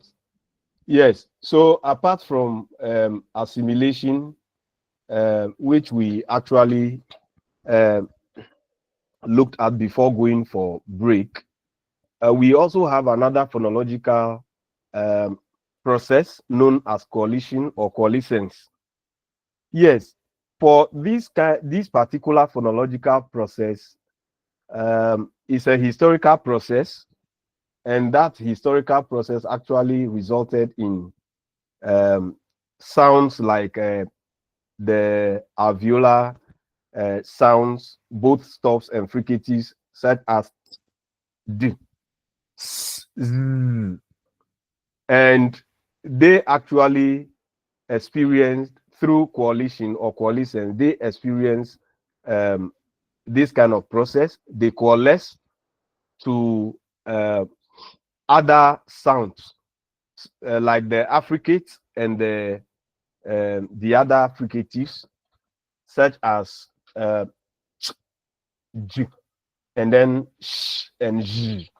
So these four sounds, the sound d, s, and z, they coalesce to sounds like ch, j, sh, and j.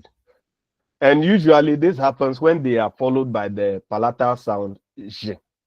And um, what happens is that um, two adjacent sounds are actually merged to form a new sound.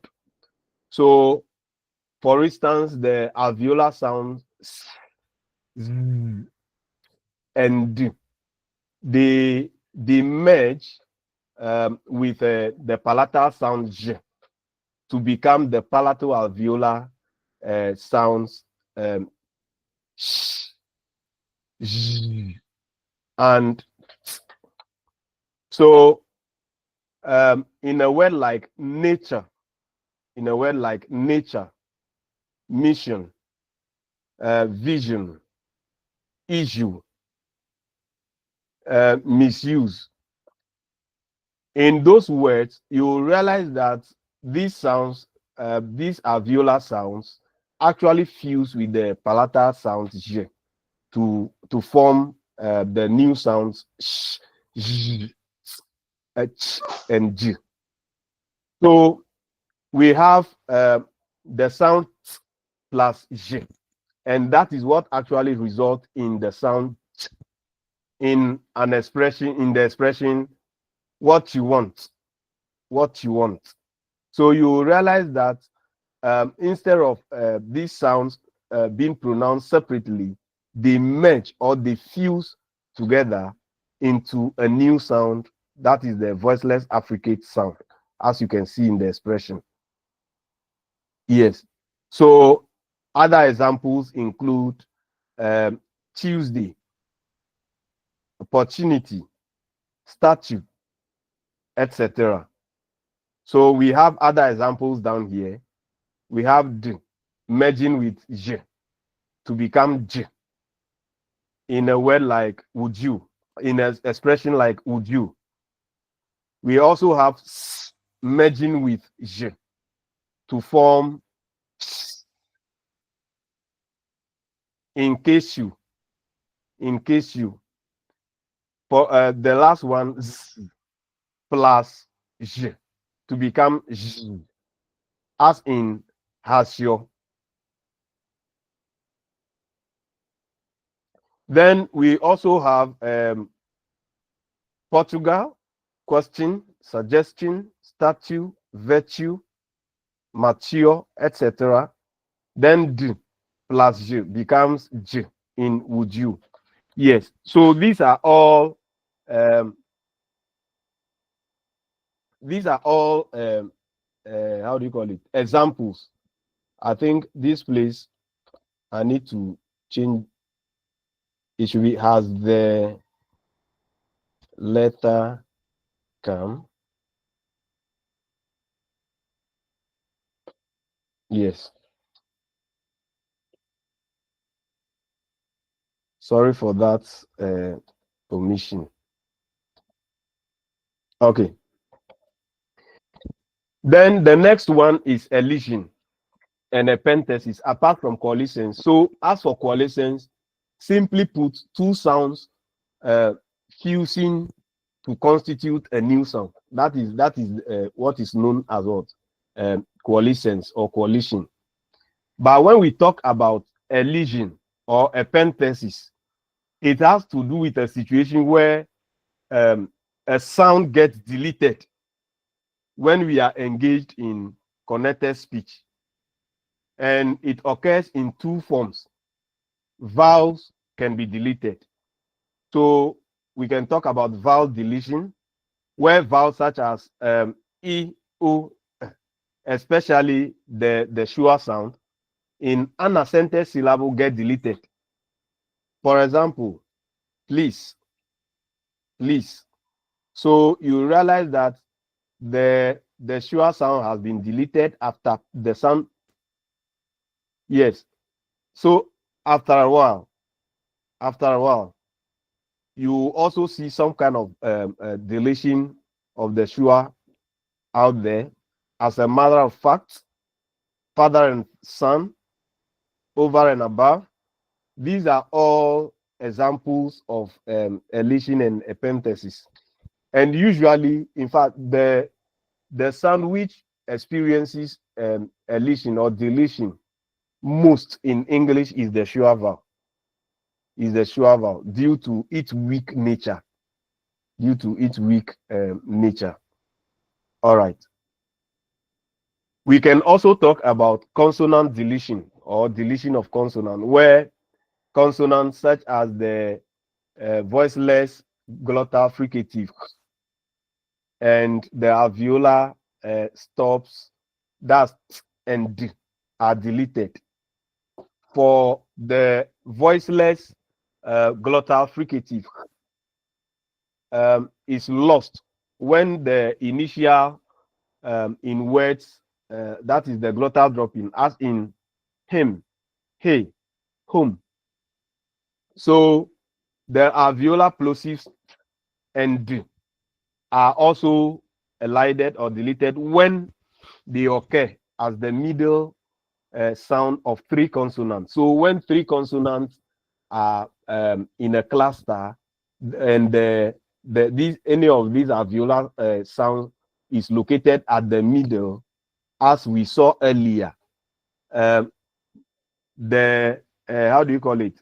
The alveolar sound, the alveolar plosive, tends to be deleted. For instance, next day.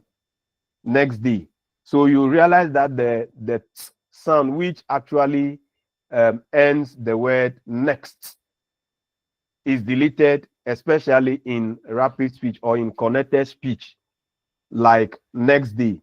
So in pronouncing or in saying the expression next day, you realize that the sound, that is the alveolar stop, that is at the end of the first word, get deleted. We have raised back.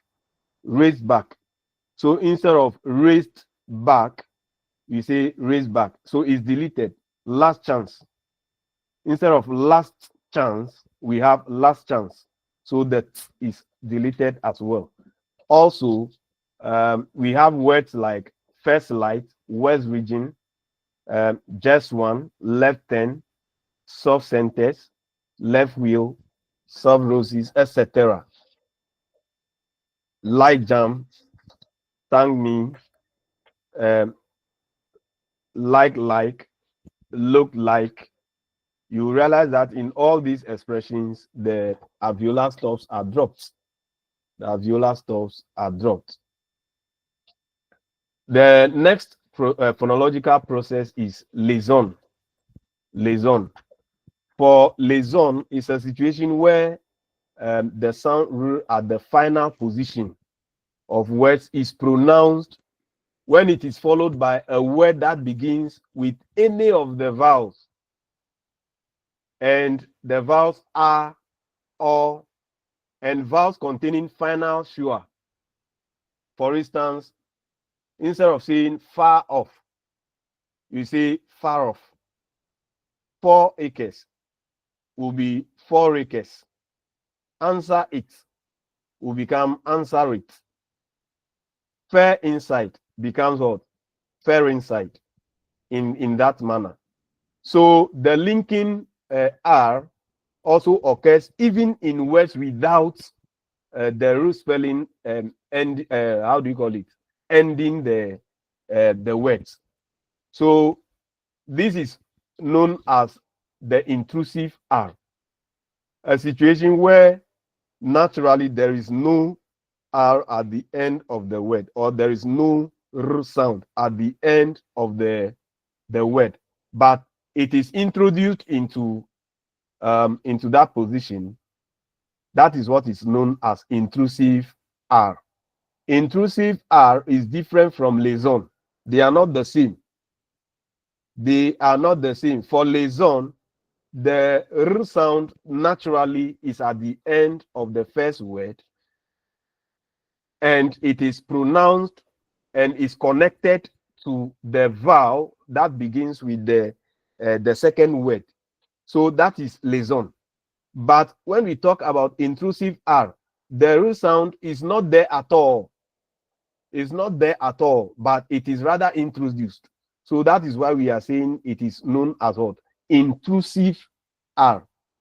So examples include Russia and China, Russia and China, drama and music, drama and music, India and China. Yes. So these are all examples that you can talk about that actually constitute the phenomenon we are describing as intrusive R. All right. Now, one thing you need to take note of is that intrusive R is a stigmatized accent in a way that once you speak with intrusive R, you are looked down upon. Some speakers, in an attempt to actually avoid the use of intrusive R, end up using the glottal stop or a pause to break the vowel hiatus. That is the two vowel co-occurring. Yes. So these are some of the tricks used by some speakers in order not to use in order to avoid the use of the intrusive R, since it is stigmatized, or it is a stigmatized accent. All right. So now I will pause here. After assimilation, we went through coalescence. Then we also looked at liaison, intrusive R, as well as how do you call it? Coalition. So if you have any question concerning any of them, you can ask. Any question concerning any of the three phonological processes we looked at after the process of assimilation. Marklin. Sir, please, could you go over the collection a little bit for me?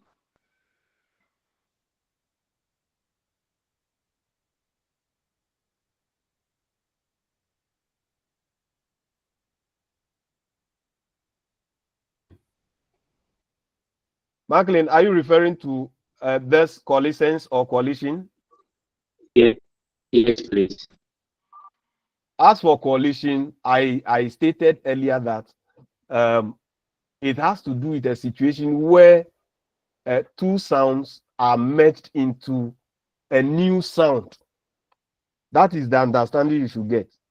So usually when any of the alveolar sounds do, when they are followed by the palatal approximant, their combination actually results in the formation of new sounds.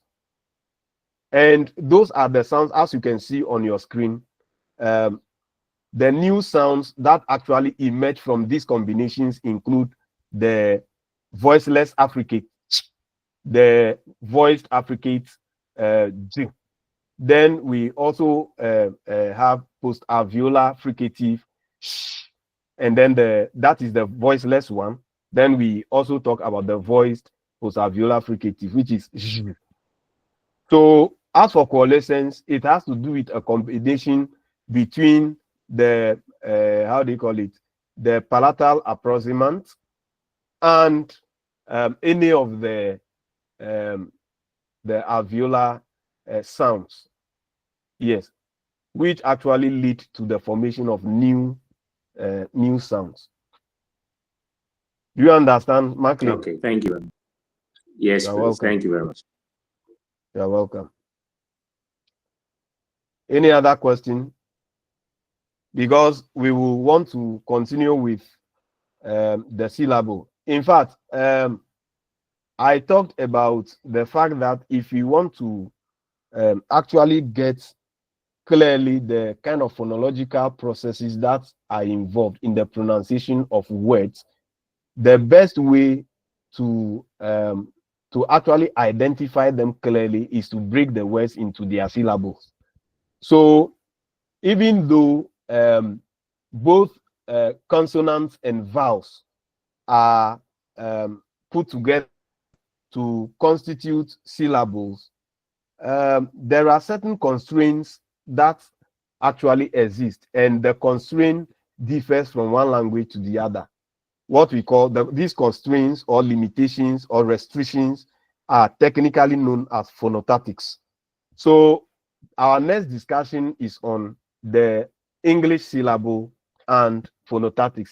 That is, we'll look at the composition of the syllable, and then we'll also look at the restrictions or the constraints that are involved in the formation of syllables in English. So if you don't have any question on the phonological processes that we looked at, then I will want to continue with the English syllable and the phonotactics, English syllable and phonotactics. All right.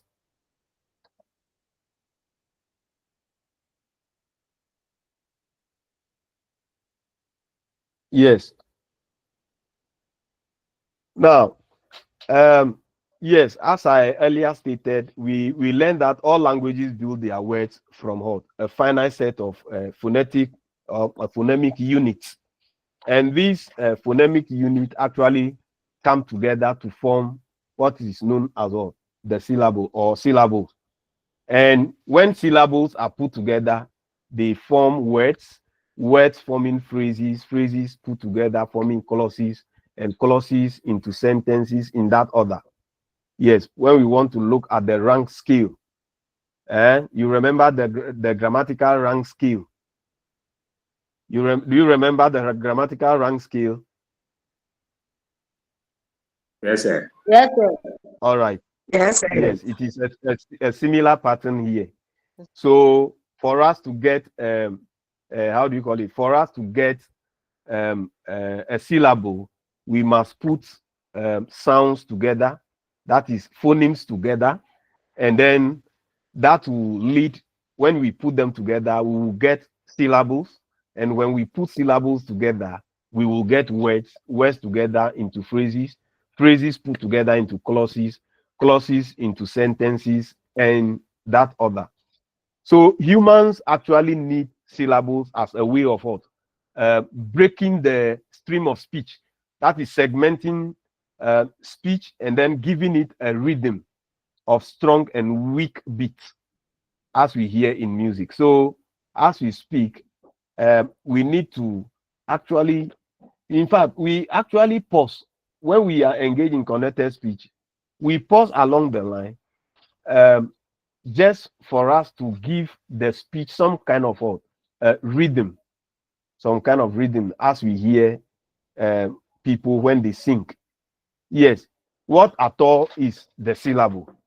Wells 2000 describes the syllable as a group of sounds that are pronounced together.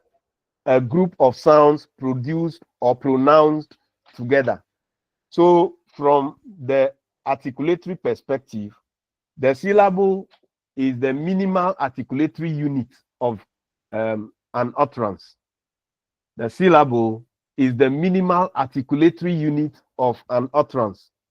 Then, if we want to look at it from the auditory perspective, we will say that the syllable is the smallest unit of perception. Here, the listener identifies the whole of the syllable, and after that, the sounds which that syllable contains. Then, phonologically, we can describe the syllable as a structural unit which consists of a sequence of one or more phonemes of a language in numbers and arrangement permitted by that particular language. So the combination, as I indicated earlier, must be permissible as allowed by the rules of combination of sounds in that particular language. For here we can take English for instance.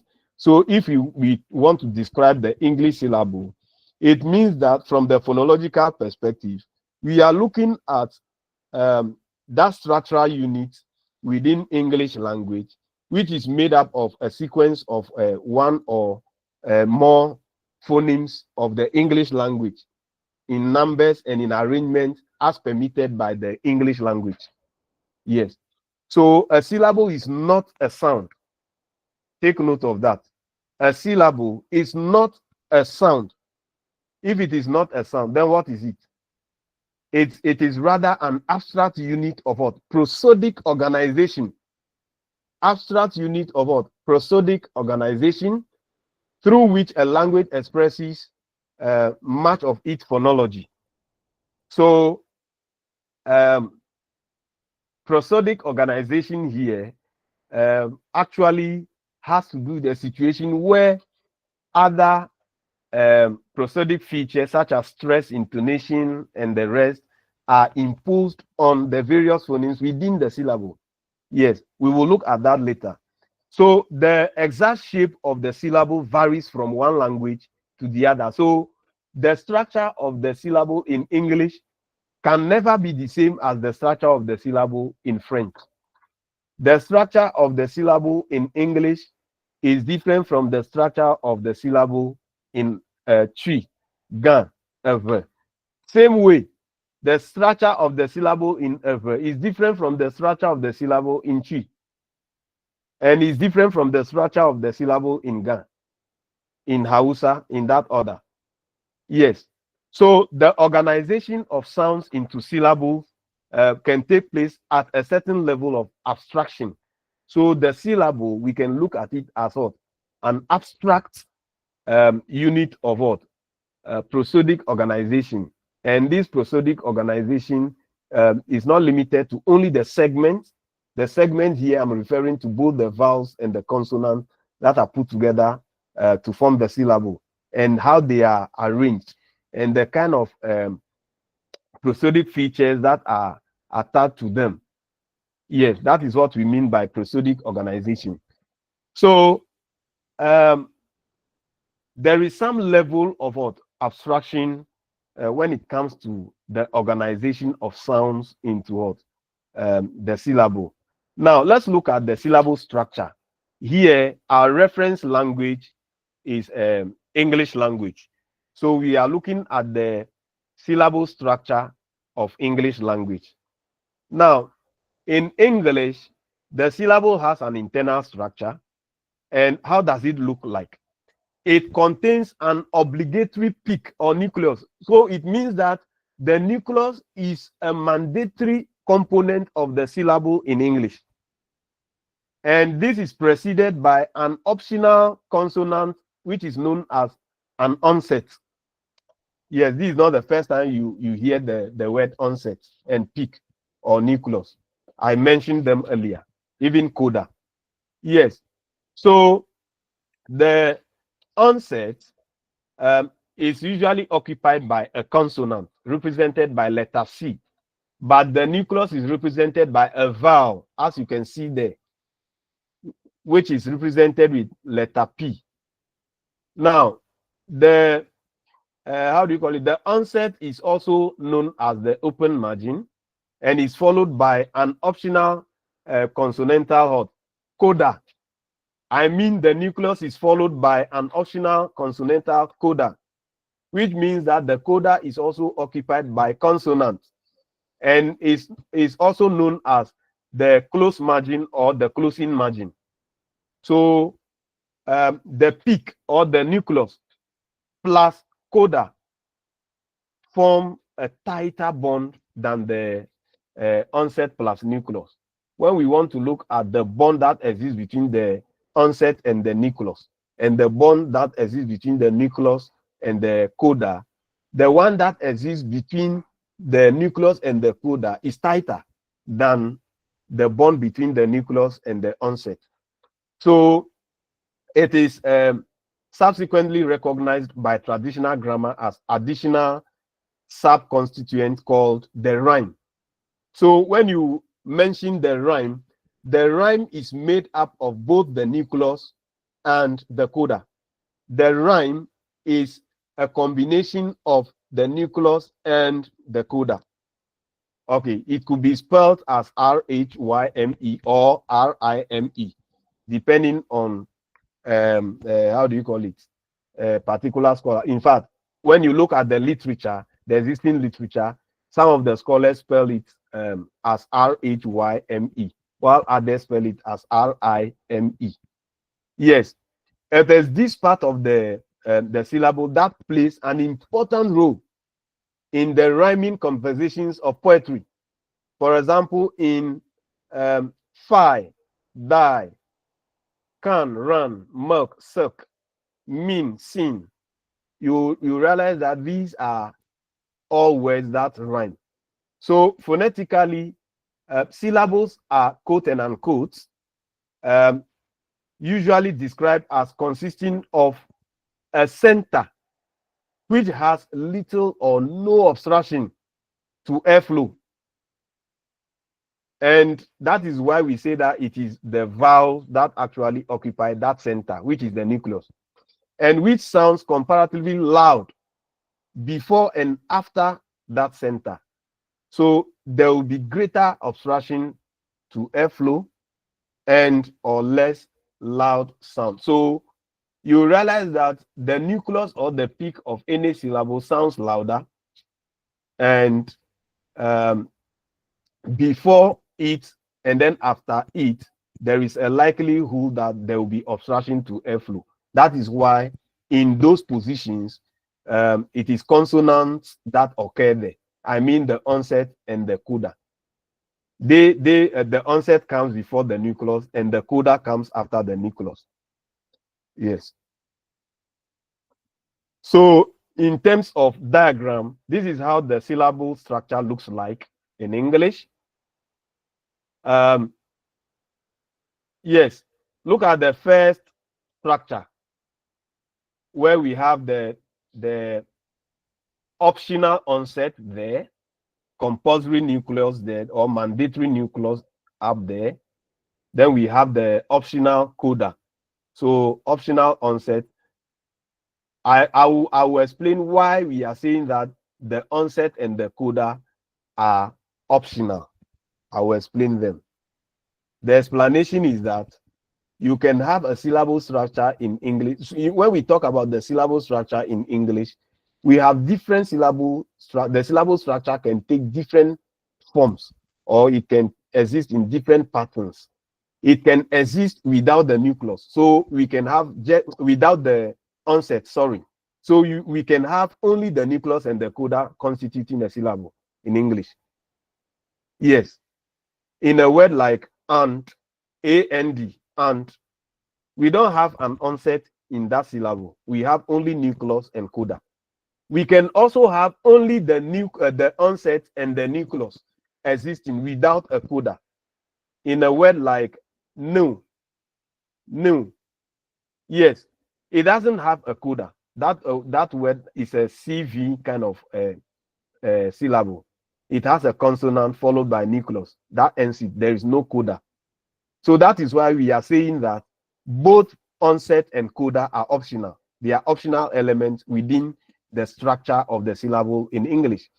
Then the second structure has to do with the situation where I earlier indicated that the bond that exists between the nucleus and the coda is tighter than the one that exists between the nucleus and the onset. This is the structure that actually illustrates it.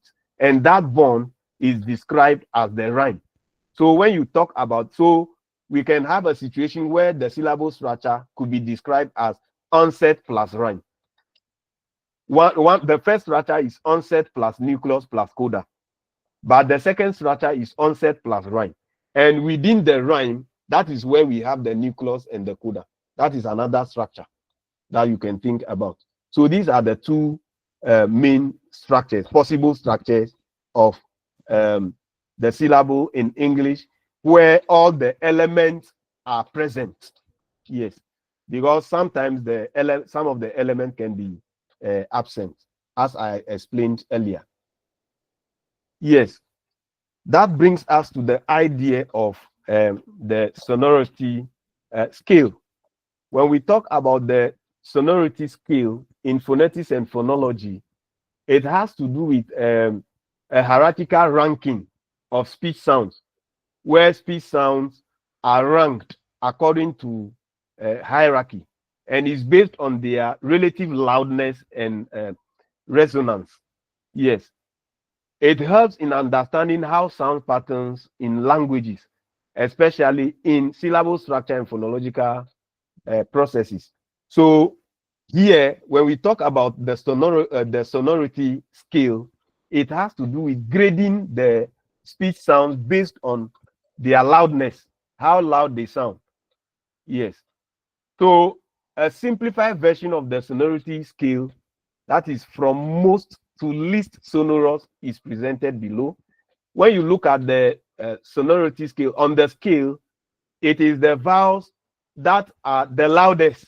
So they are the top of the scale, of the sonority scale. Vowels, they are at the top. They are the most sonorous because they have the least obstruction to airflow, allowing for the fullest resonance. Now, just below the vowels, we have the liquids. Liquids like the L and the R. Yes, they have a relatively open vocal tract, though less open than the vowels. Yes. Then just below the liquids, we have the nasals. The nasals, the for instance. They also allow for considerable resonance, but they are more obstructed compared to the liquids. So in terms of obstruction to the airflow, you realize that the nasals experience more obstruction than the liquids. The liquids also experience obstruction while the vowels do not. Yes, the vowels do not. That is why the vowels are at the top there, followed by the liquid. So among the sounds that actually experience obstruction to the airflow, the liquids they actually experience the least obstruction to airflow, followed by the nasals. Then we also just after the nasals we have the fricatives. We have the fricatives below the nasals, fricatives like f and s, and these sounds involve a narrow constriction or obstruction, causing some kind of turbulent airflow, which reduces the resonance that is expected from their production. Then we can talk about, so just after the fricatives, we have the stops. We have the stops such as and k. They actually have the least resonance because the airflow is totally blocked and then released suddenly, which actually results in a burst of sound. Then at the bottom of the sonority scale are the affricates. Affricates, we have only two in English. We have the voiceless affricate and the voiced affricate. These affricates actually start with a stop closure and release into a fricative.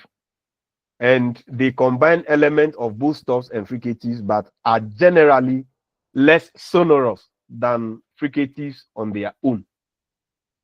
So when you look at the scale, at the top are the vowels, at the far bottom are the affricates, and in between we have the liquids, the nasals, the fricatives, the stops, and then the affricates at the bottom.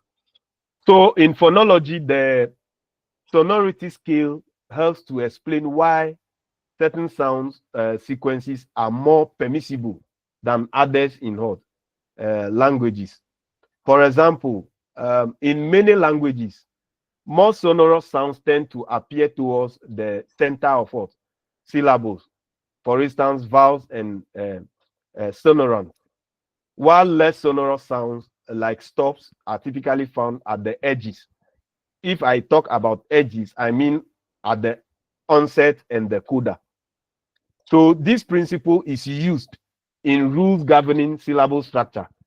So onset and coda constraint, we have onset and coda constraints and patterns of sound change in English. So this is the sonority scale, what I've been explaining all this while. This is the scale. We have the low vowels at the top, high vowels, semi-vowels, liquids, nasals, fricatives, that's voice fricatives. Then we have voiceless fricatives, oral stops, which are voiced. Then we also have the voiceless oral stops. We have the voiced affricate and then the voiceless affricate at the bottom there. So this is the scale. When we talk about the sonority scale, this is how it looks like. Now, before I move to the issue of phonotactics, you realize that the low vowels actually sound the loudest. They sound the loudest on the sonority scale. And the voiceless affricate sounds the least, yes, on the sonority scale. And in between these two, we have other categories of sounds. Now let's look at the rules of phonetic syllable division in terms of speech. Here, in fact, I want to state that once you mention the syllable is discussed in relation to not letters of the alphabet, but in relation to sounds, in relation to phonemes, not in relation to graphemes. Please take note of that. When we discuss syllable structure, we discuss the syllable in relation to what? Speech sounds, but not letters of the alphabet. So a syllable boundary is found wherever there is a word boundary, and also coincides with the morphological boundary between elements in a compound. So a word like the splice, this is how it is transcribed, and this is the syllable structure of it. We have the first letter being a consonant, followed by a vowel, followed by another consonant. So this is the first syllable. This is the first syllable boundary. Within the word, this is the boundary between the syllables. That word has two syllables, thus and then place. So we have the first syllable taking the structure CVC. Then the second syllable has the structure CCVC. So we have the, which is a consonant, followed by another consonant. Oh, that is why you have CC. over here. Then it is followed by a diphthong, A, which is a vowel. Then we have the coda, which is a consonant S, and is written this way. So together, the syllable structure, so you could be asked to write down the syllable structure of some words in your exams. When you are asked to do that, this is what is expected of you. You have to identify the words in terms of their pronunciation, not spelling, please. If you want to look at spelling, you will miss it. The syllable is looked at in relation to sounds, speech sounds. So when you are asked to write down the syllable structure of a given word, you must use the sounds that are involved in the pronunciation of that word. Become same structure here. Canless. So here, sorry, I'm supposed to have something like this. Okay, because there is a diphthong here. Canless. It also has 2 syllables. So we have the first one to be can, which is CVC structure. So we have C, which is K, then followed by a vowel, which is a diphthong, ow. Then we have, how do you call it? There is left it another, how do you call it? Consonant.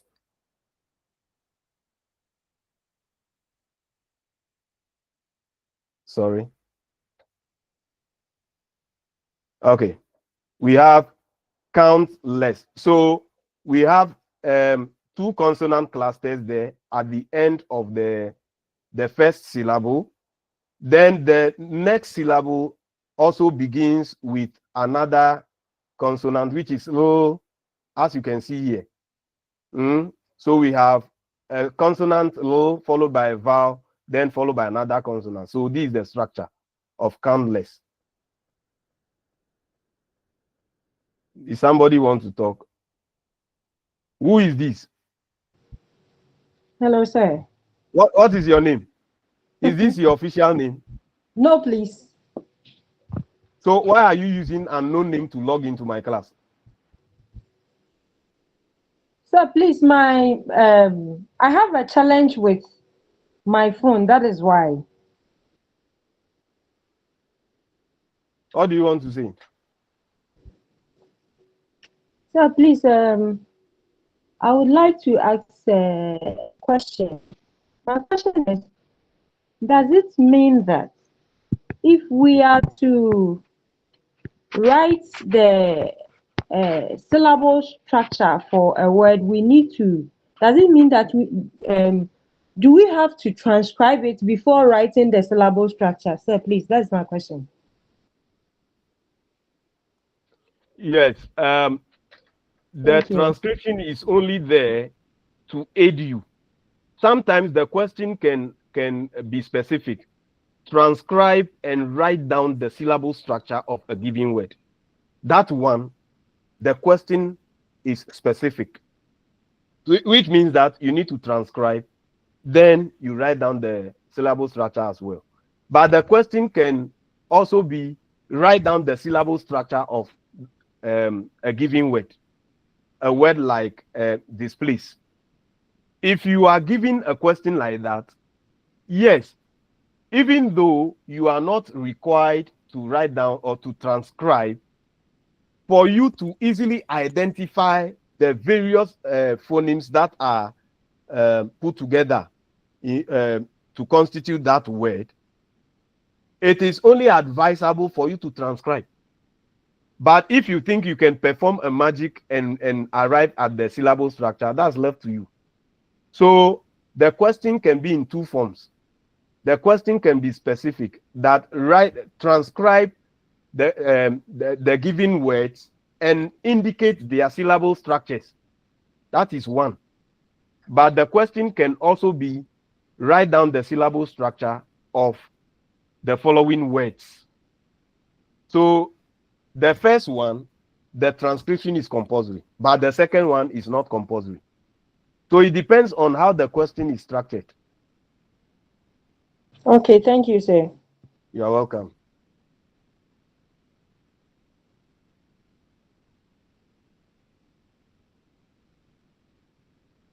Yes, when you look at the last word, it has the structure CV, CCV. So we have it also has two syllables as well. The first syllable has the structure CVC. As you can see, that is hard. Then we have word, which is a CV structure. That one has no coda at the end. Yes. So consonant, one thing you need to consider or you need to take note of is that sometimes consonants are syllabified with whichever of the two adjacent vowels is more strongly stressed. Farmer, farmer. As you can see, farmer, gender. So if they are both unstressed, it goes with the leftward one. For instance, cinema. Cinema. So as you can see, the stress is on the leftward one, which is the first one. Which is the first one. We can also have delicious. Delicious. Here, you realize that the stress is on the second syllable. It's on the second syllable, as you can see here. That that mark at the top there, in between the vowel A and the L, there is the stress mark. Deliberate. Deliberate also has the stress on the second syllable. The English diphthongs are unsyllabic. Sorry, they are unisyllabic. Sorry, they are unisyllabic. They make one vowel phoneme. Yes, even though they appear like two vowels put together, the unisyllabic here, this is what it means. It means that even though the diphthongs physically look like two different vowels put together, they are actually considered as a single vowel. So they make one vowel phoneme. So the triphthongs are, however, disyllabic because they consist of what? A diphthong plus the neutral vowel schwa. So we have a diphthong plus a neutral vowel, the schwa. So we have some examples here: table, signs, flower. So as you can see in the first word, table, we have the vowel component is a diphthong. Is a diphthong. Signs. So this one also, we have a diphthong. That's the first syllable. We have a diphthong. Then we also have the second syllable beginning with a vowel. That is VCC. Okay. We have and s ending that word. So that is why we have the CC. If you want to use the spelling, you'll be confused. Don't use spelling, but rather the pronunciation. We have flower, flower. So here we have flower, we have the consonant cluster. We have two consonants followed by a diphthong plus the neutral vowel, which is the schwa. So the English affricate and G cannot be split because, as I indicated earlier, they also constitute a single vowel. So in a word like catching, catching, catching, you don't pronounce separately from sh, but you pronounce the two together as ch. So that is why we have catching, catching.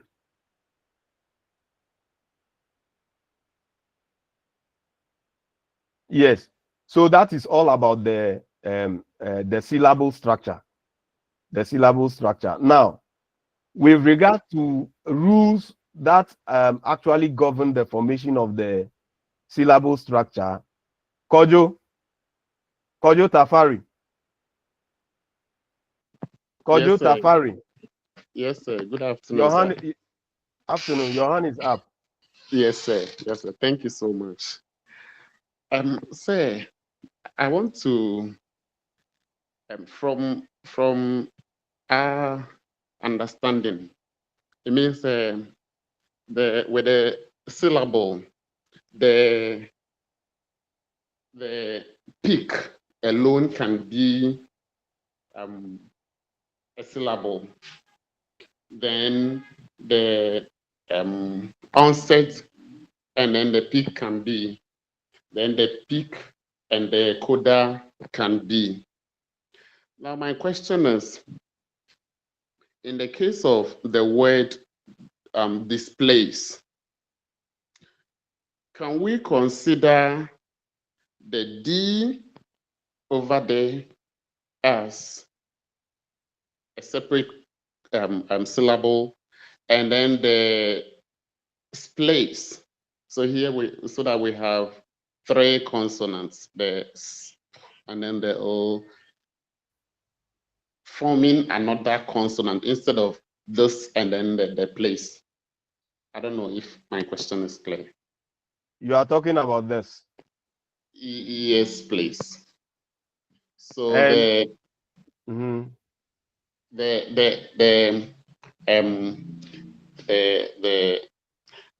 first syllable, instead of the S adding to the first one, can we add this to the second syllable?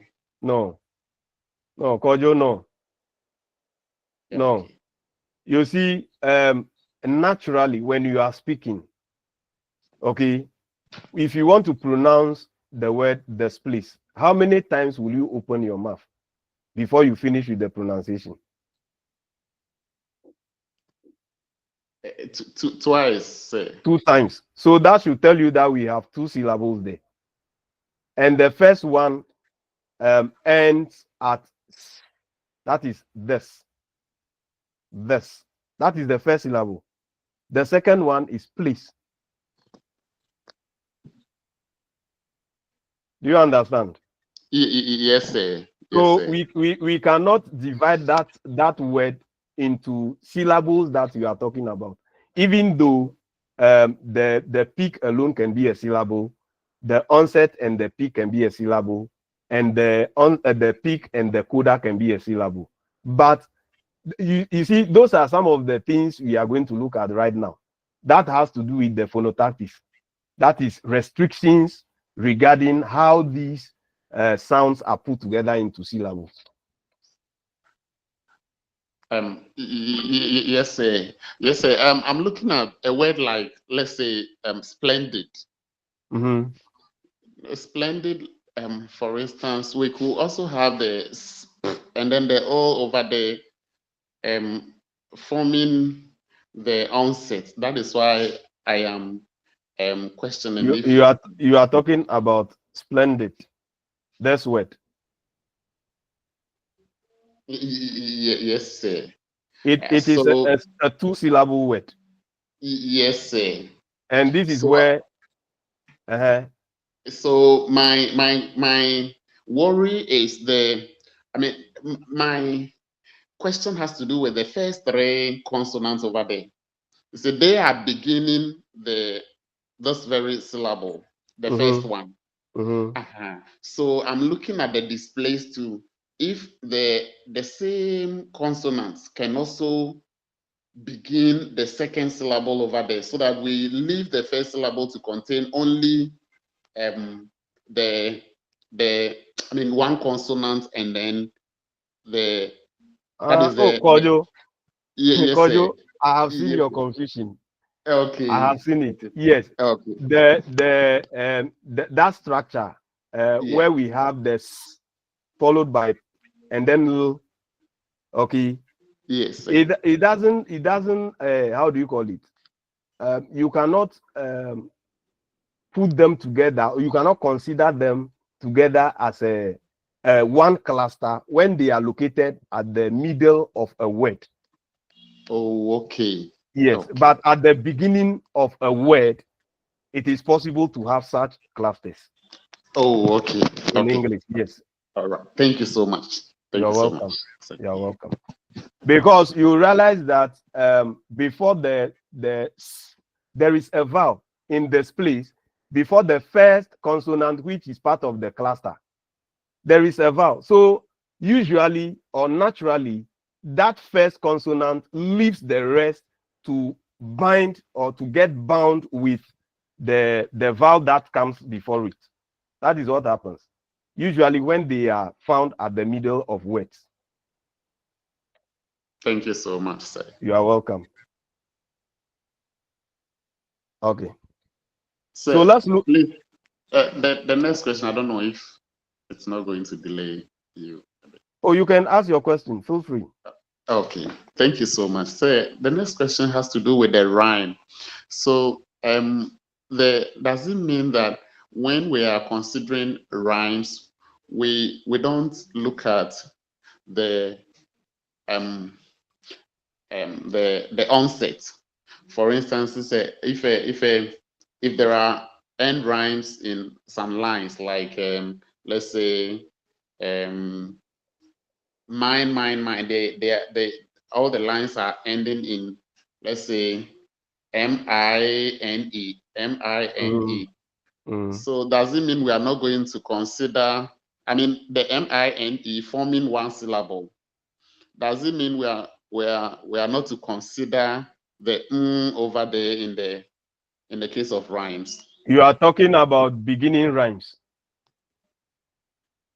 You are talking about beginning rhymes. Beginning rhyme. I'm not too clear, sir. Are you talking about, we have end rhymes, we have how do you call it? Okay, Beginning sir. rhymes and the rest. The end rhymes. The example I have given you is about end rhymes.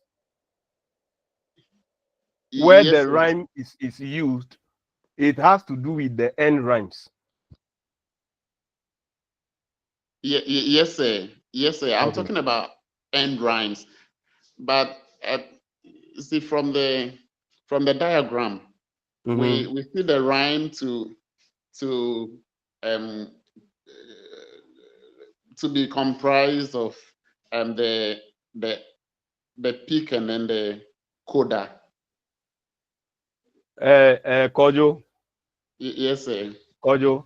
Yes, sir. The example I was giving you has to do with a situation where the concept of a situation where the bond between the nucleus and the coda is tighter than the bond between the nucleus and the onset. Okay. The example I gave you was based on that. So definitely the other forms of rhyme are not included. Okay. We are talking about rhyme in poetry, which involves the nucleus and the coda. That's what I'm talking about. All right, sir. Thank you so much. You're welcome. It doesn't mean that we don't have other types of rhymes, or it doesn't mean that rhyme cannot occur in poetry at other positions apart from the bond between the how do you call it, the nucleus and the coda. All right. Thank you. Any other question? Yes, sir. My hand has been up. Who is that? Is that Winifred? Yes, sir. Okay. Thank you very much. You can talk. Yes, please. I was trying to do the syllable structure for catching.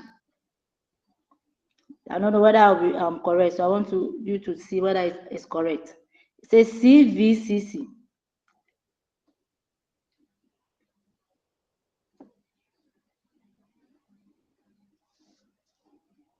Yes.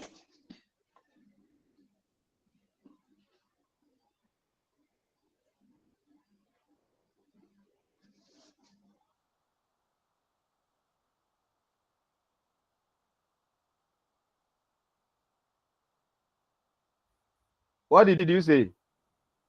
CVCC. CVCC, no, that is not it. The syllable structure is CVCVC. That's the structure. Okay. CVCVC. Yes, that is the structure. As you can see here, we have the consonant followed by the Yes. vowel, followed by the affricate, followed by another vowel. Before the nasal consonant. Okay. Okay. Yes. Thank you very much. You are welcome. Let's look at phonetics. Yes, I earlier indicated that when you are looking at the syllable structure, and especially in English, within the syllable, there are constraints not only on the number of segments, which can actually occupy different positions. Different positions here has to do with both the onset, the nucleus, and the coda. Which number? So the constraint is not only about which number of consonants that can occur at the onset, or which number of vowels can occur at the nucleus, or which number of consonants can occur at the coda. It's not only about that, but it also has to do with which of the segments can occur and in what combinations. So it's not only about the number, but the how with regard to the combination is also included. So that is what is known as what? Phonetics constraints. And phonetics constraints are language specific. It means that they differ from one language to the other. So when you come to English, there is one formula, or there is a template which is used to establish the constraint when it comes to formation of syllables in English. This is the formula, as you can see on the screens. It is not a chemical formula. It's not a chemical formula. In chemistry, no. This is language. So the C stands for consonant, V stands for vowel, and C stands for consonant. The first C here represents onset. The V represents nucleus, and the C represents coda. Now, what about this? How do you call it? What about this zero? What about the zero before, just after the first C, and the zero just after the second C? The zero after the first C means that at the syllable onset, we can have between 0 to 3, we can have from 0 to 3 consonant clusters occupying the onset position in English. And the V, which is the vowel, is always 1. Is always occupied by one vowel, which can be a pure vowel, a diphthong, or a triphthong. Now, the C, the second C, it has 0 raised to the power 4. It means that at the syllable coda, at the coda position, we can have from 0 to 4 consonants forming a cluster at the coda. So this is the meaning of this particular template. This is the meaning. So in English, you can have up to a number of 3 consonants occupying the onset position of a syllable. And you can have up to a total of 4 consonant clusters in the coda position. And both the onset and the coda are optional. They are not compulsory. So you can have only the V standing as a syllable. All right. So that is what, or that is the simplest way to explain this particular template. So we have a cluster of up to 3 consonants at the onset, up to 4 in the coda, only 1 vowel which is obligatory, and any permutation is possible. And diphthongs are treated as what? Single vowels in the template. They are never treated as what? 2 vowels, but they are treated as what? Single vowels within the template. All right. So, yes, these are the various syllable structures or patterns that we can have with some examples as well as the transcriptions that we can have. Yes, we can have only the V, only the nucleus. For instance, R, as you can see there, it doesn't have an onset, it doesn't have a coda, which means that that is what even confirms that both the onset and the coda are optional. They are not mandatory. Depending on the word or depending on the syllable structure, you can have them or you can have them omitted. Yes. CV, you can also have a CV kind of syllable structure, as in seal. You can have CCV, store, CCCV, spray, VC, you can have VC, eat. You can have CCVC, stop.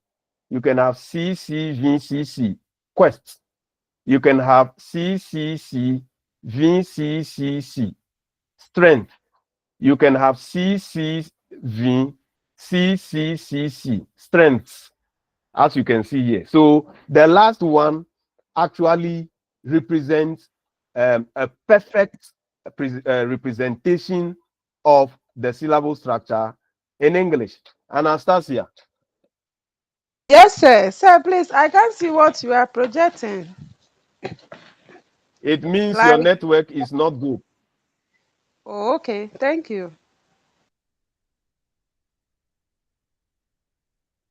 Apart from Anastasia, can the rest see what I'm presenting? Yes, Yeah. sir. Yes, sir. So Anastasia, check your network. Okay, thank you. You're welcome.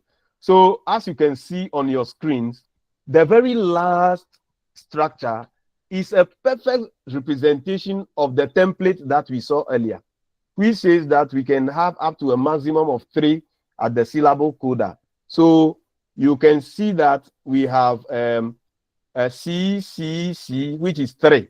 So it means that the consonants, the number of consonants there are up to the maximum number that is required in any syllable in English.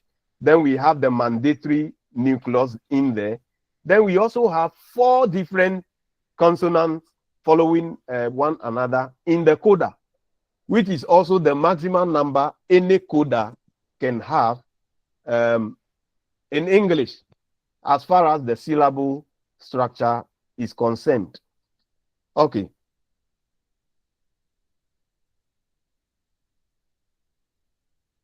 All right. So we have we can have empty onset, that is VC kind of syllable structure. That is in Southern British English, cannot begin with O. That is vowel number 8. Yes, and then U, vowel number 9. Yes. So whenever we have a how do you call it, a VC kind of structure, when you you consider the Southern British English, it cannot, that structure cannot begin with any of these 2 vowels. In fact, it's very restricted. Now, when we talk about the codes, we can have single codes. That is VC.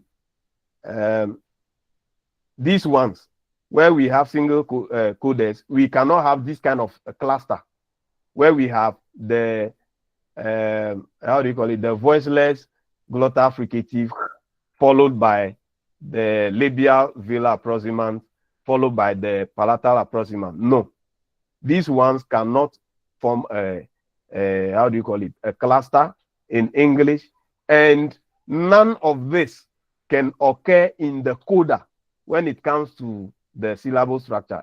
None of these sounds, that is k, w, and then j, none of them can occur at the coda in English. Then two term clusters where we have VCC, such as smelt, kept, looked, past, etc. So we can have two term clusters as well.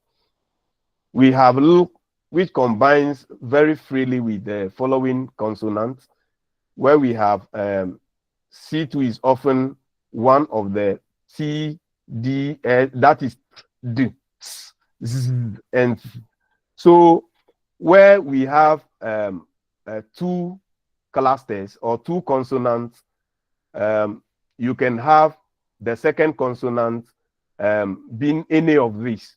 Clusters of nasal plus voiceless plosive are homogenic. Then we also have the only coda clusters, which are onset clusters involving the sound plus voiceless plosives, as we saw in those examples earlier. Okay. Then three-term clusters where we have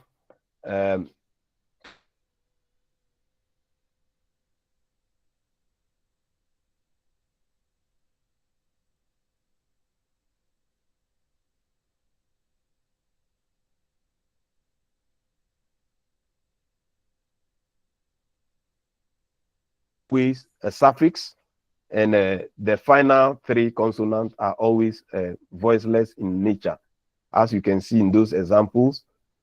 Then when the sound is the first consonant of what? Of a particular cluster in a syllable initial position, it may actually be followed by sounds such as r, j, as you can see here. We have pray, play, q, etc.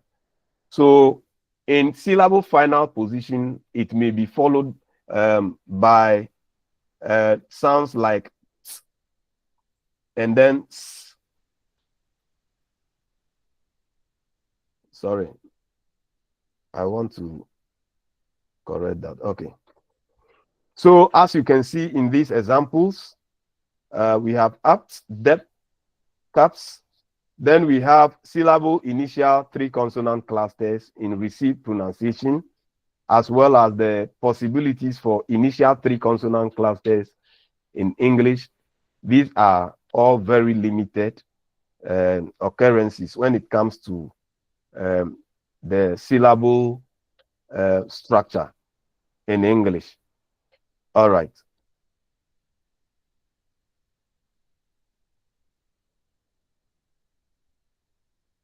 I think somebody wants to ask a question.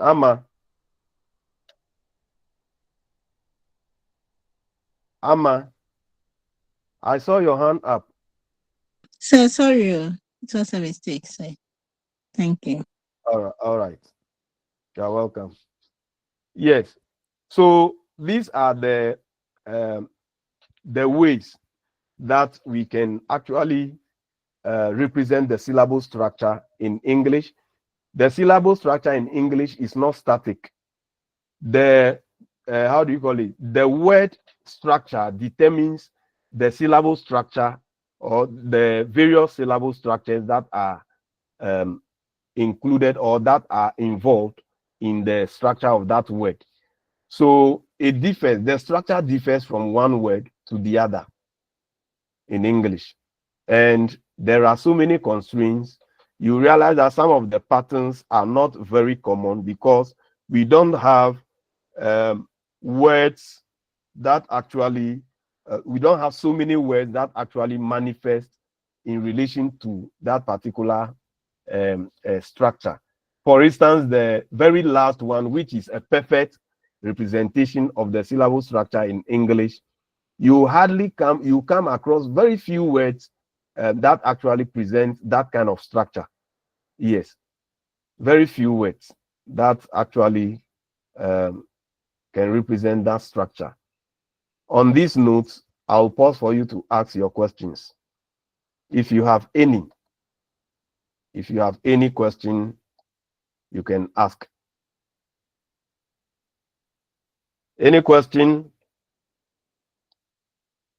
Do you have any question? Yes. So I have finished teaching for today. So if you don't have any question, can we end the class here? Meanwhile, next Saturday, I will not be able to meet you because I told you that I will be traveling somewhere and I will not be available. For that matter, you should discuss among yourselves and let us have the class before that Saturday. Have you decided on a day and time for us to meet?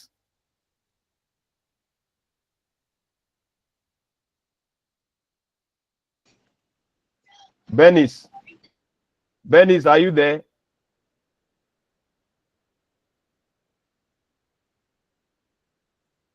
Bernice Dompre, are you there?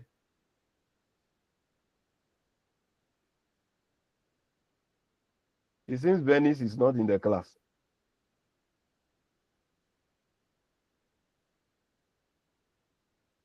Wow.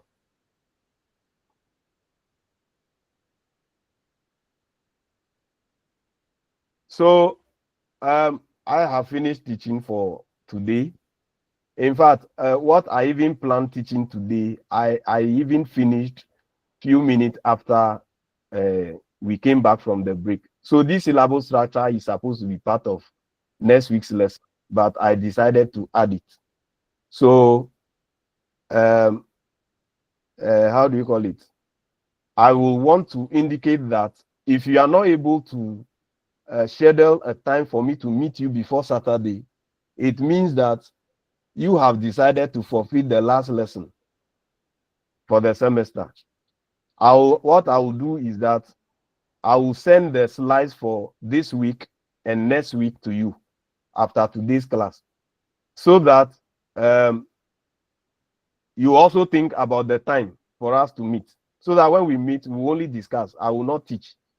We only discuss. We'll have a discussion on what you have read and how you understood the slides.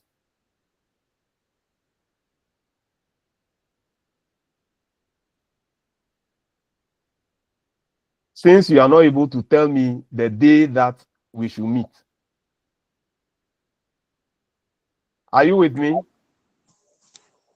Yes, sir. Yes, sir. Yes.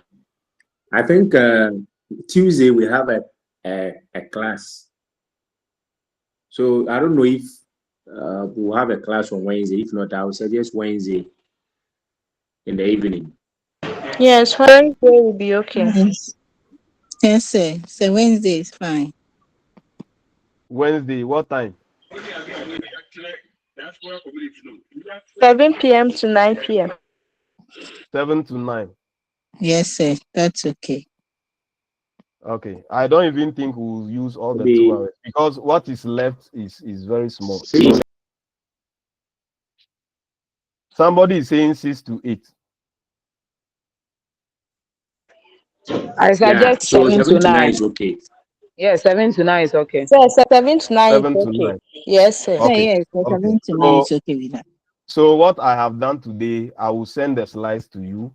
I will send that of next weekend as well, so that when we meet on Wednesday, we discuss.